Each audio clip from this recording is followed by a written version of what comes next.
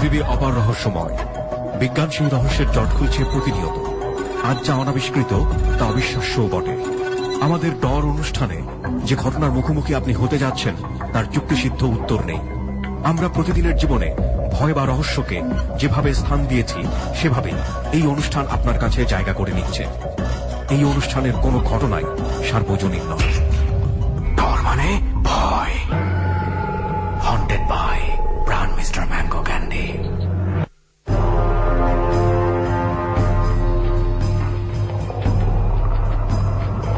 ডরের ৭৪তম পর্বে আপনাদের সবাইকে স্বাগত জানাচ্ছি। আমি আরজে কিপ্রিয়া। শুরু হলো ডর হন্টেড বাই প্রাণ মিস্টার ম্যাঙ্গো ক্যান্ডি। ডরের ৭৪তম পর্ব আমরা ধারণ করেছি সাভারের কোন একটি গোপন জায়গায়। আজকে ডরে ৪ জন অতিথি রয়েছেন, সিয়াম, আলিম, সজল এবং শান্ত। সময় রাত ১২টা। প্রিয় শ্রোতা, শুক্রবারের রাত পড়ে গিয়েছে, যদিও আমরা বলি বৃহস্পতিবার রাত ১২টায়। প্রিয় শ্রোতা, আমরা ডরের মূল পর্বে যাবার আগে আপনাদেরকে সাউন্ড বাইট শোনাতে চাই সুমন এবং রেহানের অন দ্য স্পটে যাওয়ার।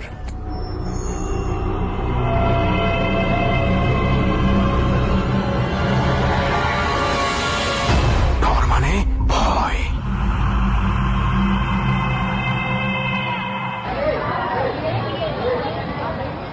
The 74th journey of Dor begins thus.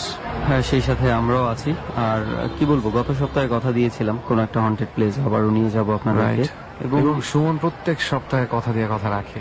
হ্যাঁ, ডর যতদিন আছে, আমরা যতদিন আছি, অন্তত আর কোনো কিছু কথা দিয়ে কথা রাখতে পারি আর না পারি, এটা রাখতেই হবে।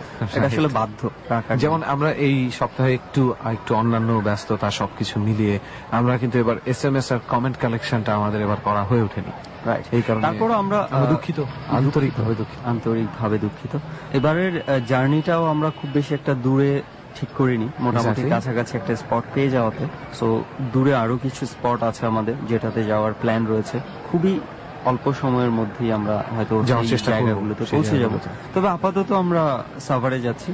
ইয়েস, সাভার। আমরা কিন্তু আরো একবার গিয়েছিলাম সাভারের ওদিকে। একবার না, আরো কয়েকবার যাওয়া হয়েছে। মানে মাঝখানে এত দূরে দূরে যাই তো ওগুলো না মনে থাকে না, ছোটখাটো জার্নিগুলো। মানে এন্ড অফ দা 100 এপিসোড দেখা যাবে বাংলাদেশের আমরা অলমোস্ট 80% প্লেস ঘুরে ফেলেছি, মানে অবশ্যই হন্টেড। এবং আমাদের উসিলা শুধু আমরা না, অনেকেই ঘুরতেছি ইদানিং। সবাইকেই এই সাজেশনটা দিব যে এখানে লজ্জার কিছু নেই। আপনাদের যদি ঘুরতে ভালো লাগে আপনারা ঘুরবেন, পুরো দুনিয়া ঘুরবেন। আমরা হয়তো দেশের ভেতরে হন্টেড প্লেস খুঁজে বের করছি, আপনারা নিজ উদ্যোগে হয়তো বিদেশে গিয়ে হন্টেড প্লেস খুঁজে বের করবেন। আমরা তাই না, প্লেস গুলো বের করে দিচ্ছি, আপনারা যান, সেগুলোতে দেখেন, নিজেরা এক্সপিরিয়েন্স করার চেষ্টা করেন। আসলে এটা তো অ্যাডভেঞ্চার। আমাদের যাইতে ইচ্ছা করছে, আমরা গেছি। এখন আমাদের দেখা দেখি অনেকের ইচ্ছা করতে পারে, আমরা তো তাদের বাধা দিতে পারি না। না, আমরা বাধা দিতে চাইও না। এটা সবার স্বাধীনতা আছে যে কোনো জায়গায় যাওয়ার, যদি না অন্য কারো ক্ষতি হয়ে যায়। আর যেমন আমরা এই যে দেখেন অনেকক্ষণ ধরে গেজাচ্ছি। কেন গেজাচ্ছি? আজকে আমি আর রেহান জানি আমাদের বাসে উঠতে হবে না, সিএনজি নিতে হবে না, রিক্সায় উঠতে হবে না, কারণ আজকে আমাদের অফিসের গাড়ি আমাদেরকে প্রোভাইড করা হচ্ছে। আজকে আমরা খুব রাজার মতন। এটাই বলতে যাচ্ছিলাম যে একটু রাজার হালে আজকে যাব। আজকে কোনো একটা টং দোকানে যখন থামবো তখন অবশ্যই টং দোকান থেকে এরকম প্রশ্ন আসবে, স্যার চা খাবেন? কারণ আমরা গাড়ি দিয়ে নামবো। সেটাই তো। যাই হোক, চল এবার আর চা খেয়ে উঠবো না, বুঝছিস? কারণ হচ্ছে আমার চিন্তা হচ্ছে যে এই শীতের মধ্যে রাস্তায় যেতে কোনো একটা দোকান যদি রাস্তার আশেপাশে খোলা জায়গায় খোলা থাকে, ওই ঠান্ডার মধ্যে বসে চা খেতে, সেরকম। ভালো একটা বুদ্ধি দিছিস। চল দোস্ত, তাহলে আর দেরি না করি গাড়িতে উঠে যাই। আচ্ছা, গাড়িতে ওঠার আগে তুই মনে ভুলে গেছিস তোর গত পর্বে একটা কথা বলার ছিল, একটা ঘটনা তুই রাইট। হ্যাঁ, দ্য পেইন্টার টম থমসন। আজকে কিন্তু কোনোভাবেই ভুলবি না। No, I am not gonna miss that. চল এবার গাড়িতে উঠি তাহলে সবার ঘটনা শুনতে শুনতে এক ফাঁকে তোর ঘটনাটা শুনে ফেলবো।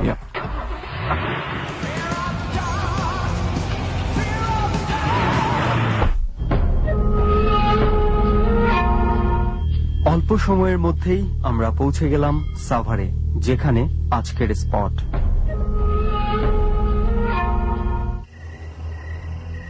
ওকে, অবশেষে আরো একবার কথা দিয়েছিলাম না গত সপ্তাহে যে কোনো একটা হন্টেড প্লেস থেকে আবারও আপনাদের সাথে যোগাযোগ করব। অফকোর্স। তো সময় কিন্তু এসে গেছে এবং আমরাও এসে গেছি।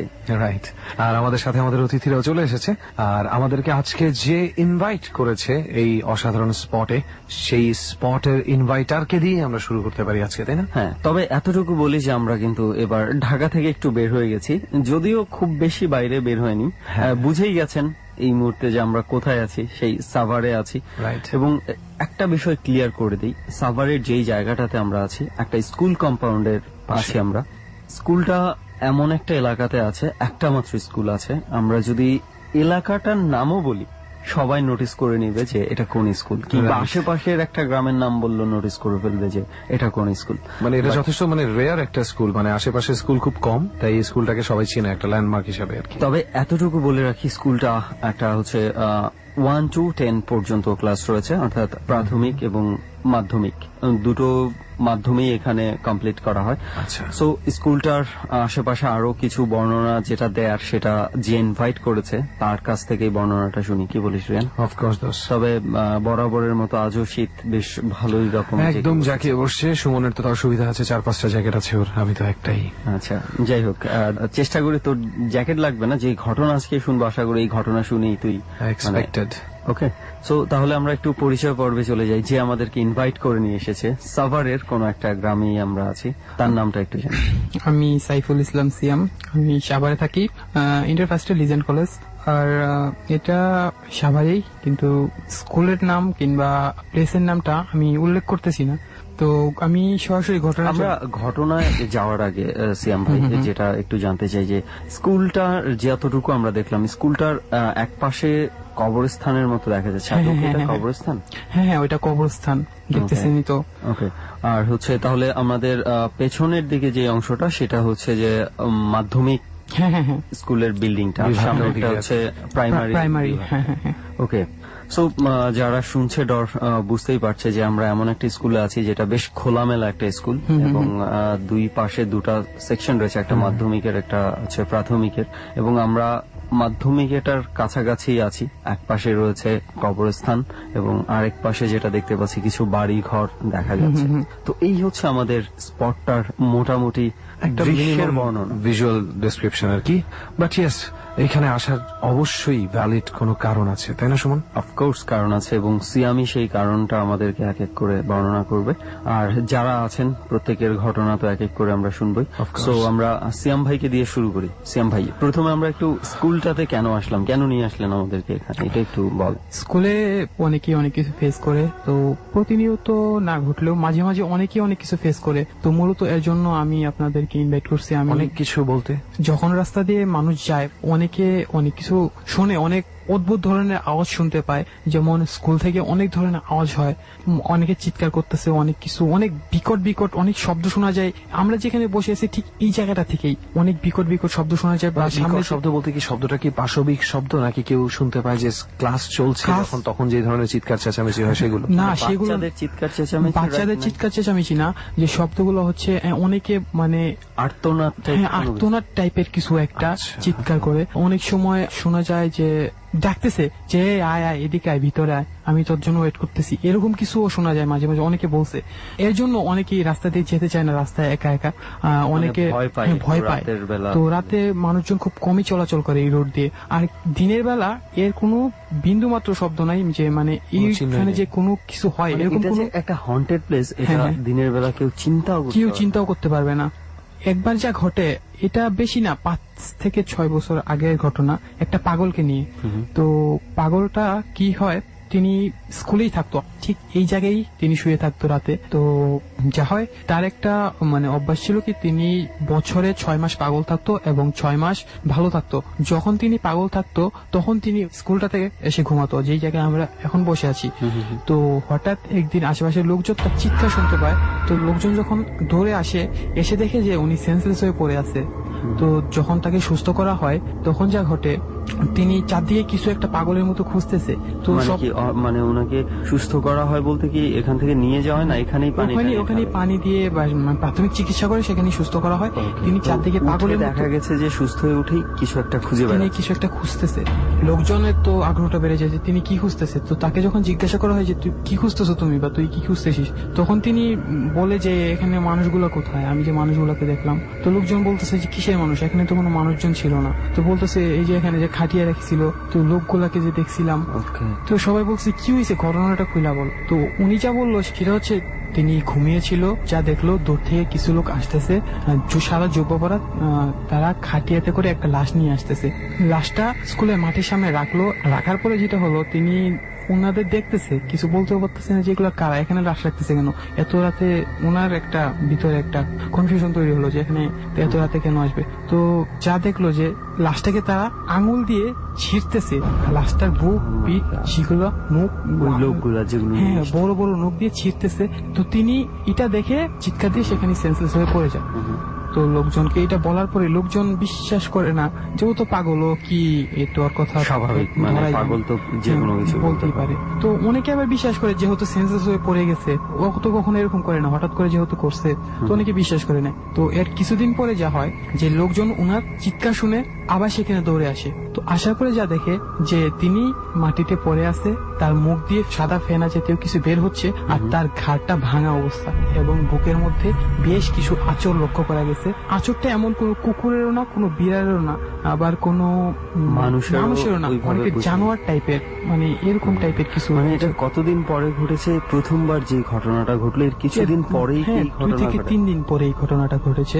তো ওই অবস্থায়, মৃত অবস্থায় পাওয়া যায় তাকে।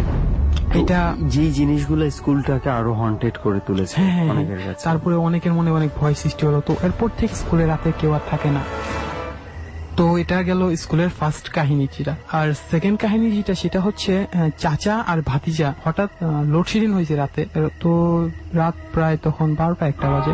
তো চাচা আর ভাতিজা দুজনই আসছে। ওই যে আপনারা যে সামনে দেখতে পাচ্ছেন এই যে প্রাইমারি সেকশনটা, ওখানেই তারা দুজন বসেছিল। অনেক সময় মানে গ্রীষ্মকালে যেটা দেখা যায়, গরমের মধ্যে কারেন্ট চলে গেলে একটু গ্রামের মধ্যে বাইরে বের হয়ে একটু হাওয়া বাতাস এরকম টাইপের কিছু। তো চাচা কি করছে, তিনি সিগারেট খাচ্ছিল। তারা দুজন যা দেখতেছে যে একটা ছেলেটা অনেক কালো, তো ছেলেটা স্কুলের দিকে যাচ্ছে, এই যে আমরা যেখানে বসে আছি ঠিক এই জায়গায় আসতেছে। আর তার সাথে ছিল একটা ছাগল টাইপের কিছু, যেটা প্রায় একটা গরুর সমান লম্বা হবে, কিন্তু সেটা ছাগল, গরু না। আর তার যা আকারে খুবই অদ্ভুত, আকারে খুবই অদ্ভুত। যা হয় সেটা হচ্ছে ছাগলের যে পাটা ছিল সেটা ছিল একটু অস্বাভাবিক। তার যে পায়ের যে গিঁটগুলো ছিল, মানে আমরা বলি পা থেকে হাঁটু পর্যন্ত, সেটা ছিল ডাবল। আর যখন ওখানে লাইট মারছে তখন যা দেখলো যে এই যে দেওয়ালটা ভেদ করে ওই পাশে চলে যায়, মানে দেওয়ালের ভেতরে ঢুকে গেছে। হ্যাঁ দেওয়ালের ভেতরে। এটা কিন্তু কোনো মানুষের পক্ষে আসলে সম্ভব না, মানে মানুষ কেন, পশু পাখির পক্ষেও তো এটা কখনোই সম্ভব না, মানে স্বাভাবিক জিনিসের পক্ষে। হ্যাঁ। তো এটা ভেদ করে চলে গেছে। তো এটা দেখে তো চাচা আর ভাতিজা দুজনে চিৎকার যে কি হলো এটা। তো এরপরে মানুষজন প্রায় অনেকে জমে গেছে, যেহেতু কারেন্ট চলে গেছিল, মানুষ মোটামুটি সজাগ ছিল। অনেকে আসার পরে এই ঘটনাটা বলে। তো আসলে এটা বিশ্বাস করে নেই এর জন্য, কারণ এর আগে এরকম রিলেটেড কিছু ঘটনা পাগলটাকে নিয়ে ঘটেছিল। তো এর জন্য এই প্লেসটা এত বেশি হন্টেড হয়ে গেছে। মানে এক এক করে কম বেশি দেখা গেছে যে এই ঘটনাগুলো ঘটার পর অনেকেই বিশ্বাস করতে শুরু করে দিয়েছে আসলে কিছু একটা আছে। এরপর থেকেই মোটামুটি স্কুলটা একটা হন্টেড এর তকমা পেয়ে গেছে। হন্টেড, হ্যাঁ। তো এই ছিল স্কুল রিলেটেড ঘটনা। আমি তো জাস্ট আপনাদেরকে 2টা ঘটনা বললাম, আরো এই এলাকার লোকের মুখে আরো অনেক ঘটনা প্রচলিত আছে এই স্কুলটা সম্পর্কে। তো এরকম জন্য স্কুলটা আসলে একটা হন্টেড বলে অনেকের কাছে, এর জন্য আমি আপনাদেরকে স্কুলটাতে ইনভাইট করেছি। অনেক ধন্যবাদ। আসলে স্কুলটা কিন্তু খুবই সুন্দর একটা স্কুল, এবং যে কারো দেখলে পছন্দ হবে। আমার তো ডেফিনেটলি খুবই পছন্দ হয়েছে, এবং আমার গ্রামে আমি যে স্কুলে পড়তাম তার সাথে অনেকটাই মিল আছে স্কুলটা। হ্যাঁ, আরো আরেকটা বিষয় সেটা হচ্ছে স্কুলটাতেও কিন্তু রাতে দেখে বোঝা যাচ্ছে না, কিন্তু দিনে আরো অনেক সুন্দর দেখা যায়। আরো এখানে যেহেতু আশেপাশে কোনো স্কুল নাই, তো অনেক বাচ্চারাই অনেক দূর দূরান্ত থেকে এসে মোটামুটি এই স্কুলটাতেই পড়ে। লেখাপড়া করছে। তো এই জন্যই আসলে মূলত স্কুলের নামটা না ইম্পসিবল, আমরাও সেটা চাই না যে স্কুলের নামটা কোনোভাবেই, কিন্তু আমরা যতটুকু জেনেছি, আপনার কাছেও এর আগে শুনেছি আমরা, অন্তত স্কুলটাতে দিনের বেলা কোনো ধরনের কোনো কিছু অ্যাক্সিডেন্ট ঘটে না, এবং স্কুলের কোনো স্টুডেন্টের সঙ্গেও কোনো ধরনের কোনো পুরোপুরি পরিবেশটাই চেঞ্জ হয়ে যায় সকালবেলা। ওকে, এটাই হচ্ছে সবচেয়ে মানে একটা আমাদের খুশির সংবাদ যে আসলে দিনের বেলা স্কুলটাতে আজও পর্যন্ত কোনো ধরনের কোনো কিছু অ্যাবনর্মাল ঘটেনি। এটা হচ্ছে নিঃসন্দেহে একটা ভালো ঘটনা। তো যাই হোক, আরো কিছু ঘটনা সিয়াম ভাই আপনার আছে যেটা আপনি শেয়ার করতে চান। তো এই মুহূর্তে আমরা কোন ঘটনাটা শুনতে পারি? আমার বাসা নিয়ে একটা ঘটনা আছে। আমাদের বাসাটা, এটা বলে রাখা ভালো যে আমাদের বাসাটা যেখানে করা হয়েছিল তার নিচে 3টা কবর আছে। 3টা কবর আছে, 3টা কবরের উপরে বিল্ডিংটা স্থাপিত হয়। তো কবরস্থানের উপরেই আসলে এটা আসলে আমাদের বাসায় যে বাড়িওয়ালা ছিল তিনি জানতো না এটা। আচ্ছা, প্রথমে 2 তলা স্থাপন করা হয়, তারপরে আরো 3 তলা, মানে 5 তলা টোটাল এখন আছে যেটা। তো যখন 2 তলা ছিল তখন যা হয়তো বিল্ডিং এ যারা 2 তলায় থাকতো তারা যা ফেস করতো যে ছাদের উপরে কেউ নুপুর করে নাচতেছে, তারপরে কেউ ঢোল বাজাইতেছে, তারপরে মানুষজন হাঁটতেছে। তো এরকম টাইপের কিছু শুনতো তারা। আবার সিঁড়ি দিয়ে কেউ নামতেছে, অনেকে অনেক কমপ্লেন করতো বাড়িওয়ালাকে। তো বাড়িওয়ালা তখন থাকতো না বিল্ডিং এ, তারা ঢাকা থাকতো। এটা বাড়িওয়ালা বা ভাড়াটিয়া কেউ বিশ্বাস করতো না, যে তারা হয়তো বা মনের ভুল এটা হতে। তো বিল্ডিংটা যখন 5 তলা করা হয় তখন প্রবলেমগুলো আরো বেশি বেড়ে যায়। প্রবলেমগুলো হয় এমন যে যারা বিশেষ করে 4 তলায় থাকে তাদের সাথে এই জিনিসগুলো বেশি ঘটে। তারা যা ফেস করে তা হলো যে রুমের মধ্যে কেউ হাঁটতেছে, উপর করে কেউ হাঁটতেছে নিজেদের রুমেই। হ্যাঁ, কানের সামনে কেউ ফিস ফিস করে কথা বলছে। এটা শুনে অনেকে ঘুম ভেঙে যায়, কিন্তু দেখে কিছুই নাই। মানে আমি বুঝলাম না, একটু ক্লিয়ার হয়ে বিষয়টা। এরকম মানে ঘুমিয়ে আছে কেউ, কিন্তু হঠাৎ করে তার মনে হলো যে কেউ এসে কানের সামনে কিছু বলছে, কেউ কিছু বলছে। ঘুম থেকে উঠে দেখছে না কিছু নেই, কিছু নেই। ও মাই গড।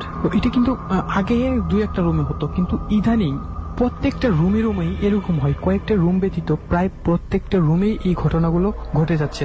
আরেকটা ঘটনা যেটা হচ্ছে, আমাদের বাসা যে বাড়িয়ালি তার সাথে সেদিন তিনি আবার জানলাটা ওপেন করে ঘুমাইছে। আপনি বলছিলেন ওনারা ঢাকায় থাকে? না, 5 তলাটা যখন করা হয়েছে তখন তিনারা 3 তলায় শিফট করে। যা হয় তিনি একদিন জানলা খুলে ঘুমিয়ে পড়ছে, আর বাড়িওয়ালা তিনি পাশের রুমে ছিল। তো তখন প্রায় আনুমানিক রাত 12টা 12:30। তো জানলা খুলে ঘুমাইছিল, তখন তিনি যা দেখলো যে বাহির থেকে 2টা ছোট বাচ্চা আকৃতি কিছু একটা উড়ে তার রুমে আসলো। এই জানালা দিয়ে ঢুকে গেছে। কয় তলায়? 5 তলায় ছিল তখন? না 3 তলায় ছিল। 3 তলায় ছিল। তো ঢুকে গেছে, ওনার বুকের উপর বসে গলা চেপে ধরছে। তো তিনি চিৎকারও করতে পারতেছেন না, মানে অনেকটা বুবা ধরলে যেমন হয়, অনেকে বলতে পারেন যে এটা বুবাই ধরছে। বাট ঘটনাটা হচ্ছে এমন, তো যখন তিনি চিল্লাইতে পারতেছেন না বা কিছু করতে পারতেছে না, তখন যা হয়েছে বাড়িওয়ালা যে ছিল তিনি হঠাৎ করে আসছে। তিনি তো কিছু জানতো না, তিনি হঠাৎ করে এসে দেখে সেম অবস্থা। যদি বুবা ধরতো তাহলে কিন্তু অন্য একজন মানুষ সেটা দেখতো না। মানে উনি এসে কি দেখছে? বাড়িওয়ালার রুমের ভিতর ঢুকছে, ওই বাচ্চাগুলো ওই বাড়িয়ালির গলা চেপে ধরে রাখছে। বাচ্চা দুটা ছিল ছোট ছোট। বাড়িওয়ালা এটা দেখে, তো বাড়িওয়ালা বলে কে তোরা? তো এটা বলার সাথে সাথেই বাড়িয়ালিকে ছেড়ে দেয়। পানি টানি দেওয়ার পরে বাচ্চাগুলো কোথায় যায়? ভ্যানিশ হয়ে যায়। বাড়িয়ালি মানে ওই বাড়িওয়ালার চোখের সামনেই ভ্যানিশ হয়ে যায়। তো বাড়িয়ালিকে যখন পানি টানি খাওয়ানো হয়, সুস্থ করা হয়, তারপরে তিনি মোটামুটি সুস্থ ছিল। তো এই সিজনটা ছিল হচ্ছে আপনার বর্ষার একটা সিজন। তো তখন তো মাঝে মাঝে বৃষ্টি হয়। তো একদিন দুপুরে বৃষ্টি হচ্ছিল, তো বাড়িয়ালি কি করে ছাদে যায় গোসল করার জন্য, বৃষ্টিতে গোসল করবার জন্য। তো তিনি ছাদে যাওয়ার পরে যা দেখে, যেই 2টা জিনিস তার গলা চেপে ধরে রাখছিল, সেই 2টা জিনিস রেলিং এর উপর দিয়ে হাঁটতেছে। দিনের বেলা তখন দুপুর 2টা বা 1:30 এরকম হবে। তো বৃষ্টি পড়ছিল। তো এটা দেখে বাড়িয়ালি চিৎকার দিয়ে সেখানে সেন্সলেস হয়ে পড়ে যায়। তো বাসার যখন অন্যান্যরা আসে তখন বাড়িয়ালি ওখান থেকে নিয়ে যায়। তারপরে আর কি বাড়িয়ালি ঘটনাটা সবাইকে বলে। আগের ঘটনাটা কাউকে বলে নাই, কিন্তু যখন চিৎকার দিয়ে সেন্সলেস হয়ে গেছে তখন আগের ঘটনাটা মোটামুটি পুরো বিল্ডিং এ সবাই জেনে যায়। তারপরে এমন আরো অনেক ঘটনা ঘটে যে যদি চারদিকে জানলা দরজা অফ রাখা হয়, আর যদি কোনো বাতাসও না থাকে, একটা দরজা কিন্তু কখনোই খুলবে না, যদিও বা সিটকানি খোলা রাখা হয় দরজা। তো এমন হয় যে মাঝে মাঝে কয়েকটা রুমে এমন হয় যে জানলা দরজা অফ, বাতাস নাই, কিন্তু দরজা অটোমেটিকলি একা একা খুলে যাচ্ছে, আবার অটোমেটিকলি একা একাই বন্ধ হয়ে যাচ্ছে। লাইক বাতাস থাকলে যেরকম বাতাসে দুলতে থাকে এরকম হচ্ছে? এরকম না, মানে হঠাৎ করে লেগে যাচ্ছে আবার খুলে যাচ্ছে। খোলার পর 10 সেকেন্ড সেটা খোলাই থাকলো, তারপরে 10 সেকেন্ড পর একা একাই বন্ধ হয়ে গেল। লাইক হচ্ছে কেউ মনে হয় দরজাটা খুলে বের হলো বা কেউ ঢুকলো, হ্যাঁ এরকম টাইপের কিছু একটা। তারপরে আরেকটা ঘটনা যেটা হচ্ছে আমার বোন ফেস করে, সেটা হচ্ছে দুপুরবেলা। আমার বোনের নাম সাইমা। ও একটা কারণে তখন কয়টা আনুমানিক দুপুর 12টা, তো ও যা ফেস করে যে ছাদের উপরে যায়, আমাদের ছাদের যে কোনাটা আছে রেলিং এর পাশে দেখে কিছু একটা দাঁড়ায় আছে, সেটা মোটামুটি প্রায় লম্বা। ও বিবরণ দিতে পারেনি, জাস্ট এটা বলছে যে এটা লম্বা ছিল। উল্টা পাশে ঘুরে হাতের মধ্যে কি যেন মানে খেলা করছে ওটা দিয়ে। তো তার বিবরণটা ও যেভাবে দিল সেটা ছিল পুরাটাই সাদা কাপড় পরে আর কি। তো এটা দেখে আমার বন্ধু, ও তো ছোট, বেশি বড় না, তো ও এটা দেখে চিৎকার দিয়ে ওর একই অবস্থা, সেন্সলেস হয়ে যায়। আমরা যখন সবাই উপরে আসি, মানে তখন ওই ঘটনাটা বলে যে আমি এটা দেখছি, কিন্তু ছাদে যখন আসি তখন ছাদে এসে দেখি কিছুই নেই। ছাদে আসার পরে দেখে লোকেরা, মানে যারা ছাদেই দেখেছে, তো ছাদে দেখে কিছুই নাই। তো এটা গেল। তারপরে আরো এমন কিছু ঘটনা ঘটে, যেটা হচ্ছে আমার এক দাদা আছে, মানে 4 তলা, আমি দাদাই বলি। তো তিনি রুমের মধ্যে একা একাই থাকে। তো তিনি যা দেখছে একদিন শুয়ে আছে, তো সেদিন আবার উনি পর্দা টেনে দেয় নাই, দেখতেছে যে কিছু একটা আসছে, উড়ে কিছু একটা এসে জানালাটা ধরলো, মানে বাইরের জানালাটা, গ্রিল না, গ্রিল তো ভিতরে, জানালাটা ধরলো এবং দাদার দিকে তাকে আছে। তো দাদা অনেক সাহসী, তো দাদাকে বললো তুই কি চাস? তো দাদাকে বলতেছে যে না, তোদের দেখতেছি তোরা ভালোই থাকিস, মানে এরকম টাইপের কিছু একটা দাদা আমাকে যেভাবে বলছে, ওনার সাথে কথা বলতেছে। তো এক পর্যায়ে দাদা বলে যে এখান থেকে চলে যা, এখানে বেশিক্ষণ থাকিস না। তো উইটা চলে যায়, উইরা চলে যায়, দাদা যেভাবে বললো। আরেকটা ঘটনা, বর্তমানে যে ঘটনাটা, তো আমি এখন ওই 4 তলাতেই থাকি, আমাদের রুমে গেস্ট আসে, তো আমি 4 তলাতেই থাকি। কয়েকদিন আগের ঘটনা, 2 থেকে 3 সপ্তাহ আগের ঘটনা। তো আমি ওনাদের রুমে গেছি শুইতে। তো সেদিন আবার ওনাদের রুমে কেউ ছিল না, আমি আর দাদাই ছিলাম, আর বিল্ডিং এও কেউ ছিল না। নিচতলায় 2টা ফ্ল্যাটে 2টা আন্টিরা ছিল, আর 3 তলাও ফাঁকা, 2 তলায় শুধু আমরা থাকি, 5 তলা ফুল খালি, পাশে কেউ নেই। তো সবাই বেড়াতে চলে গেছিল। তো তখন যা হইছে, তো আমি পরের দিন সকালে যখন আসছি রুমে, তো আম্মু আমাকে বলতেছে তুই এত রাতে ছাদে গেছিলি কেন? আমার বোনও বলতেছে। আমি বলতেছি ছাদে গেছি মানে, আমি এত রাতে ছাদে যাবো কিসের জন্য? বলে হ্যাঁ তুই ছাদে গেছিলি, আমরা শব্দ পাইছি যে তুই ছাদের দরজাটা খুললি, ছাদের দরজাটা বন্ধ করলি, আমরা এরকম শব্দ পাইলাম। তো আমি বলতেছি আমি তো ছাদে যাই নাই, আর তোমাদের বিশ্বাস না হয় তোমরা দাদাকে গিয়ে বলো। তো সেই দিন গেল। তো তারপরের দিন সেম ঘটনা, আমি রুমে আসছি, আম্মু আমাকে বলছে তুই ছাদে গেছিস কেন? এটা কোনো কারণে আমি ছাদে যাইনি রাতের বেলা। এমন কেউ হতে পারে না যে অন্যান্য ফ্ল্যাটে যারা থাকে ওরা তো যেতে পারে? না, কেউ যায়নি। আর আরেকটা বিষয় হচ্ছে ছাদের তালা কিন্তু একটা, তালা চাবিটাও একটা। সেটা ছিল আমি যে রুমে ছিলাম ওই রুমটাতেই ছিল চাবিটা, মানে চাবিটাও কেউ নিয়ে যায় না, সবসময় তালা দেওয়া থাকে। এরকম দ্বিতীয় দিন আমাকে বললো। তো তৃতীয় দিন যা হয়, আমি বসে 4 তলাতেই টিভি দেখতেছি। তো হঠাৎ আমি এমন একটা শব্দ পাই, যে শব্দটা মানে নুপুর জাতীয়, নুপুর কেউ যদি নুপুর করে হাঁটে এরকম শব্দ। তো আমি যে পাশে যে দাদা ছিল, তো দাদাকে বললাম দাদা কিছু শুনতেছেন কি আপনি? তো আমাকে দাদা যা বললো যে হ্যাঁ আমি শুনতেছি যে কেউ নুপুর করে হাঁটতেছে। তো আমি বললাম কি করা যায়? বলে এটা কিছু করতে হবে না, ওর মতো থাক। তো যখন আমরা শুয়ে পড়ছি, তখন টিভি দেখে আমি প্রায় 11:30টার দিকে শুয়ে পড়ছি। তো হঠাৎ করে আমি শব্দ শুনলাম, নিচে তো কেউ নাই, উপর থেকে কেউ একটা ইট যেন ছাদের মধ্যে ফেললো। তো আমি দাদাকে বললাম দাদা কি হইতেছে এগুলা? বলে ছাদে কিছু একটা আছে, এটা তো সবাই জানাই, তো ওই মনে হয় এগুলা করতেছে। তো কি যে আছে এটা এখনো ডিটেলস কেউ জানতে পারিনি, এক এক সময় এক এক জিনিস একজন দেখতেছে। তো এরকম গেল। তো আরেকদিন যা হয়েছে, আমি রুমে পড়তেছিলাম, ওই দিন আমার আব্বু আম্মু রুমে পড়তেছিলাম, আব্বু আম্মু ঘুমায় গেছে। তো আমি, আমার অভ্যাস কি রাত জেগে পড়ি আর রেডিও শুনি। তো সেদিন রেডিও শুনতেছিলাম আর পড়তেছিলাম, আমার পরের দিন এক্সাম ছিল। তো আমি পড়তেছি, তো যা শুনলাম আমার রুমে কেউ যেন হাঁটতেছে। কেউ যদি শেষরায় কেউ যদি হাঁটে একটা শব্দ হবে, এক ধরনের শব্দ হয়। তো এরকম কেউ যেন হাঁটতেছে। তো আমি দেখতেছি, উকি মেরে দেখি কিছুই নেই, কিন্তু হাঁটার শব্দ। তারপর আরেকটা শব্দ পাই যে আমার খাটে কেউ যেন উঠতেছে, বসতেছে, নামতেছে, শুধু খাটের শব্দ হচ্ছে। তো আমি ভয় পেয়ে গেলাম যে কি করব, আমি ডিসাইড করতে পারতেছিলাম না যে আমি এখন কি করব। তো আমি ভয় পাইছি, আমি তো জানি যে বিল নিয়ে কিছু না কিছু ঘটে। তো আমি যা করছি, আমি ভাবলাম যে আমি সারা রাত এখানে পড়ি, কি করব, যেহেতু এরকম কিছু হচ্ছে। আমার ভয় করতেছিল যে রুমে যাই আমি শুবো, আমার এরকম প্রচন্ড ভয় করতেছিল, এটা পড়তে পারতেছিলাম। তো আমি যা কি করলাম, আমি দেখলাম আমার পাশে মম রাখা আছে।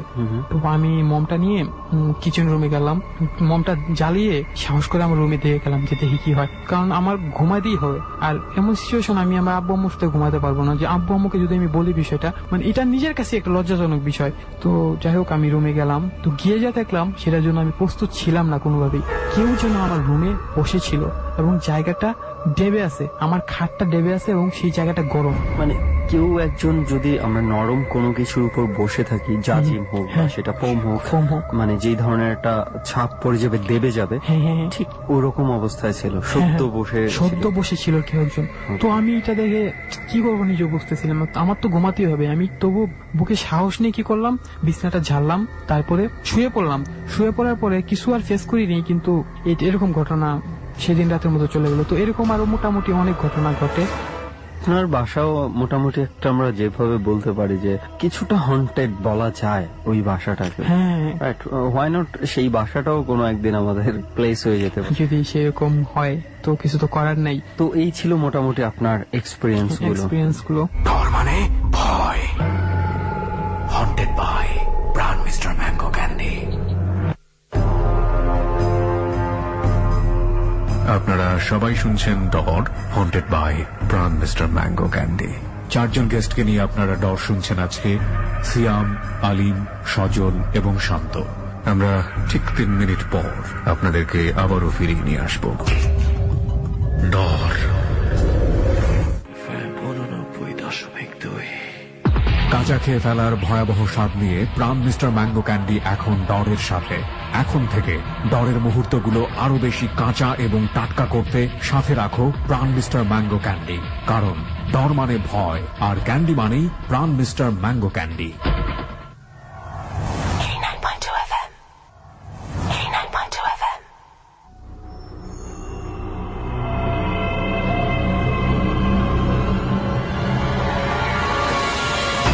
ডর মানে ভয়।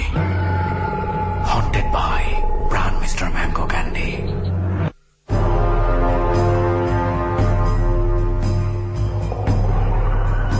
প্রিয় শ্রোতা, ডর এখন থেকে আপনারা শুনবেন প্রতি বৃহস্পতিবার রাত 12টায়। 4 জন গেস্টকে নিয়ে আপনারা ডর শুনছেন আজকে, সিয়াম, আলিম, সজল এবং শান্ত। প্রিয় শ্রোতা, আপনারা যদি মনে করেন এই অনুষ্ঠানে আপনারা আসতে চান, আপনাদের জীবনে ঘটে যাওয়া নানা ভয়াবহ ঘটনা লাখো মানুষের সামনে শেয়ার করতে চান, 2টো পদ্ধতি আছে। একটি হচ্ছে সরাসরি চলে আসতে পারেন আমার ফ্যান পেজে, আপনাদের স্টোরিটা বলে ফোন নাম্বার দিতে পারেন, আমি আরজে কিবরিয়া সরাসরি আপনাদের সঙ্গে যোগাযোগ করব। আরেকটি পদ্ধতি হচ্ছে ফোন করা। ফোন নাম্বারটি হচ্ছে 0963892892। আমি আবারও বলছি, ফোন নাম্বারটি হচ্ছে 0963892892। চলুন আবারও ফিরি সেখানটায় যেখানে আমরা ছোট্ট একটা বিরতি নিয়েছিলাম। ডর সেদিন রাতের মতো চলে গেল। তো এরকম আরো মোটামুটি অনেক ঘটনা ঘটে। তো আপনার বাসাও মোটামুটি কিছুটা হন্টেড বলা যায় ওই বাসাটাকে। হোয়াই নট সেই বাসাটাও কোনো একদিন আমাদের প্লেস হয়ে যেতে পারে, যদি সেরকম হয়। তো কিছু তো করার নেই। তো এই ছিল মোটামুটি আপনার এক্সপিরিয়েন্স গুলো। তো অনেক ধন্যবাদ সিয়াম ভাই আপনাকে, যে আপনি প্রথমে তো অনেক ধন্যবাদ যে আপনি এরকম একটা হন্টেড প্লেস আমাদেরকে আসার সুযোগ করে দিয়েছেন সেটার জন্য, এবং দ্বিতীয়ত হচ্ছে আপনি আরো কিছু আপনার নিজস্ব এক্সপেরিয়েন্স যেটা আপনি শুনিয়েছেন সেগুলোর জন্য। আপনাদেরকেও ধন্যবাদ, আর আমাকে ডরে আসার জন্য এবং সবসময় সাপোর্ট দেয় এরকম কিছু বন্ধু আছে যাদের নাম না বললেই নয়। তাদের মধ্যে প্রধান হচ্ছে ফাহিম, তন্নি, সোহান, প্রান্ত, সাইমা, আরো অনেকেই। তো এতজনের নাম না বললাম, যাদের নাম বলি নেই তারা মনে কিছু করো না। তো আসলে যাদের নাম আপনি বলেছেন এবং যাদের নাম বলতে পারেননি, প্রত্যেককেই আমাদের ডর টিমের পক্ষ থেকে অনেক অনেক ধন্যবাদ যে আপনারা ডরের সাথে আছেন। আসলে যতবারই এই ধরনের স্টোরিগুলো শুনি, যখন এই ধরনের এক্সপিরিয়েন্স গুলো কারোর কাছ থেকে শুনি, তখন একটা জিনিস খুব মনে হয়, বুঝছিস সুমন, ইটস লাইক মানে সিচুয়েশনটার উপরে না অনেক কিছু ডিপেন্ড করে, যে কোন অবস্থায় তুই আছিস। একটা নর্মাল জিনিসকে চরম অ্যাবনর্মাল মনে হয়। দারুণ একটা পয়েন্ট ধরেছিস। মানে এই থ্রুতে আমি একটা কথা একটু সবার সাথে শেয়ার করতে চাই, ইনক্লুডিং ইউ এবং যারা আছে, যারা ডর শুনছে। কিছুদিন আগের একটা এক্সপিরিয়েন্স, এটা আমার নিজেরই ঘটেছে, যেটা হচ্ছে যে আমি কুমিল্লাতে একটা জায়গায় গিয়েছিলাম। তো ওই এলাকাটার ওই দিন হচ্ছে কোনো একটা কারণে হয়তো সিএনজি বা যত ধরনের যানবাহন আছে ওগুলার একটা স্ট্রাইক চলছে। আচ্ছা আচ্ছা। সো তারপরেও আমি যে জায়গাতে যাব, একটা সিএনজি ঠিক করা হয়েছে। সিএনজি যে ড্রাইভারটা আছে সে খুবই এক্সপার্ট এবং এলাকাটা সম্পর্কে তার একদম নখদর্পণে আছে। তো মেইন রাস্তাগুলো এড়ানোর জন্য, এই ঝামেলা এড়ানোর জন্য সে যত ধরনের শর্টকাট রাস্তা আছে, মানে গলি টলির ভিতর দিয়ে সব রাস্তা বের করেছে। এবং যেই আমাদের যাওয়ার রাস্তাটা হচ্ছে একটা গ্রামের রাস্তা ধরে যেতে হবে, সে এমন একটা রাস্তা ধরে গেছে, অনেক ভাঙাচোরা রাস্তা। তখন দুপুর 1টার মতো বাজে। তো সে হচ্ছে, আমি একটু লোকেশনটা বলে দিই, এটা হচ্ছে অনেকেই চিনবেন, কুমিল্লাতে যেই গ্যাস ফিল্ড আছে, একটা বাখরাবাদ গ্যাস ফিল্ড, এই এরিয়াটার আশেপাশেই কোথাও একটা, আমি গ্রামের নাম ভুলে গেছি, আমার মনে নেই।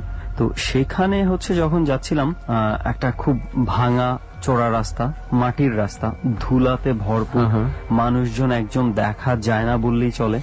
তুই ঘন্টায় একটা মানুষ এই রাস্তায় পাবে কিনা সন্দেহ। মানে it's a very rare pathway, right. So দেখা গেছে যে রাস্তাটা একটা 3 রাস্তার মোড় পেয়েছি আমি, একদম 3 রাস্তা, সোজা একটা রাস্তা গেছে, পরে ওখান থেকে আরেকটা রাস্তার ডান দিকে চলে গেছে। তো যখন সিএনজি যাচ্ছে, ধুলায় অনেক চোখ মুখ বুঝে রয়েছে, তো হঠাৎ করে দেখি কি সিএনজিটা থামিয়েছে। তো আমি চোখ খুললাম যে হঠাৎ করে সিএনজি কেন থামালো। তো তখন সিএনজি ড্রাইভারকে দেখলাম একটা ভিক্ষুককে টাকা দিচ্ছে। আচ্ছা, ওই রাস্তায় মানে প্রথমে আমি অবাক হয়ে গেলাম, মানে এখানে ভিক্ষুক, মানে ভিক্ষুকরা সাধারণত কোন জায়গাতে থাকে? গ্যাদারিং যেখানে থাকবে, একটু ভিক্ষা পাবে, যেখানে অনেকে দেওয়ার আছে, 10 জনের কাছে চাইলে একজন দেয়। সো সেই সব জায়গায় তো ভিক্ষুক থাকার কথা, যেখানে যদি একটা মানুষ যদি বিপদে পড়ে যায়, সাহায্য চিল্লালে পাবে না কাউকে, এমন জায়গায় একটা ভিক্ষুক দাঁড়িয়ে, এমন একটা জায়গায় ভিক্ষুক বসে আছে। আচ্ছা, সিএনজি ড্রাইভার টাকাটা দিছে, কিন্তু ভিক্ষুকটার একটা অদ্ভুত জিনিস আরেকটা দেখছি, মানে আছে না কিছু চাহনি ভেতরটা মনে হয় পড়ে ফেলে। ভিক্ষুক ড্রাইভারের কাছ থেকে টাকাটা নিচ্ছে ঠিকই, কিন্তু তার দৃষ্টি আমার দিকে, একদম আমার আই কন্টাক্টে আমার দিক তাকিয়ে আছে। মানে আমি পুরা মানে ভাবা জায়গায়, মানে সেই লুকটা দিয়ে মনে হচ্ছে আমার ভেতরে যা আছে সে পড়তে পারছে, এমন ভাবে তাকিয়ে আছে। আমি শুধু চাচ্ছিলাম কখন সিএনজিটা ঘুরে যাবে, কখন সিএনজিটা ঘুরে যাবে। This is very unusual. তুই বললি রাস্তাটা ফাঁকা, এই পর্যায়ের ফাঁকা, সেখানে একে তো ভিক্ষুক বসে আছেই, তার উপরে একজন সিএনজি ওয়ালা সিএনজি থামিয়ে ভিক্ষা দিচ্ছে, which is a very rare thing. So মানে এরপরে দেখা গেছে যে কিছু দূর যখন আগিয়েছে সিএনজিটা, আমি পেছনে ঘুরে তাকিয়েছি। আমি জানি না মানে সেটা ধুলাবালির কারণে হোক বা যে কোনো কারণে ওনাকে আমি দেখতে পাইনি, এবং আমি অনেস্টলি বলি আমি ভালো করে দেখার চেষ্টা করিনি, কারণ আমার মধ্যে ওই লুকটা কাজ করছিল, আমি ভয় পাচ্ছিলাম। আমি সিএনজি ড্রাইভারকে জিজ্ঞেস করেছিলাম যে এখানে মানে ভিক্ষুক কেন, মানে এই জায়গায় কে তাকে ভিক্ষা দিবে। তো সিএনজি ড্রাইভার মানে জাস্ট কথাটা কোনোভাবে কাটিয়ে চলে গেছে, মানে এটার আর উত্তর দেয় না। সে জাস্ট আমার কথাটার পরপরই রাস্তাতে একটা কোনো একটা বড় গর্ত দেখেছে, ওখানের কথা তুলে একদম কেটে গেছে। আমি আর ওটা নিয়ে কথা বলিনি।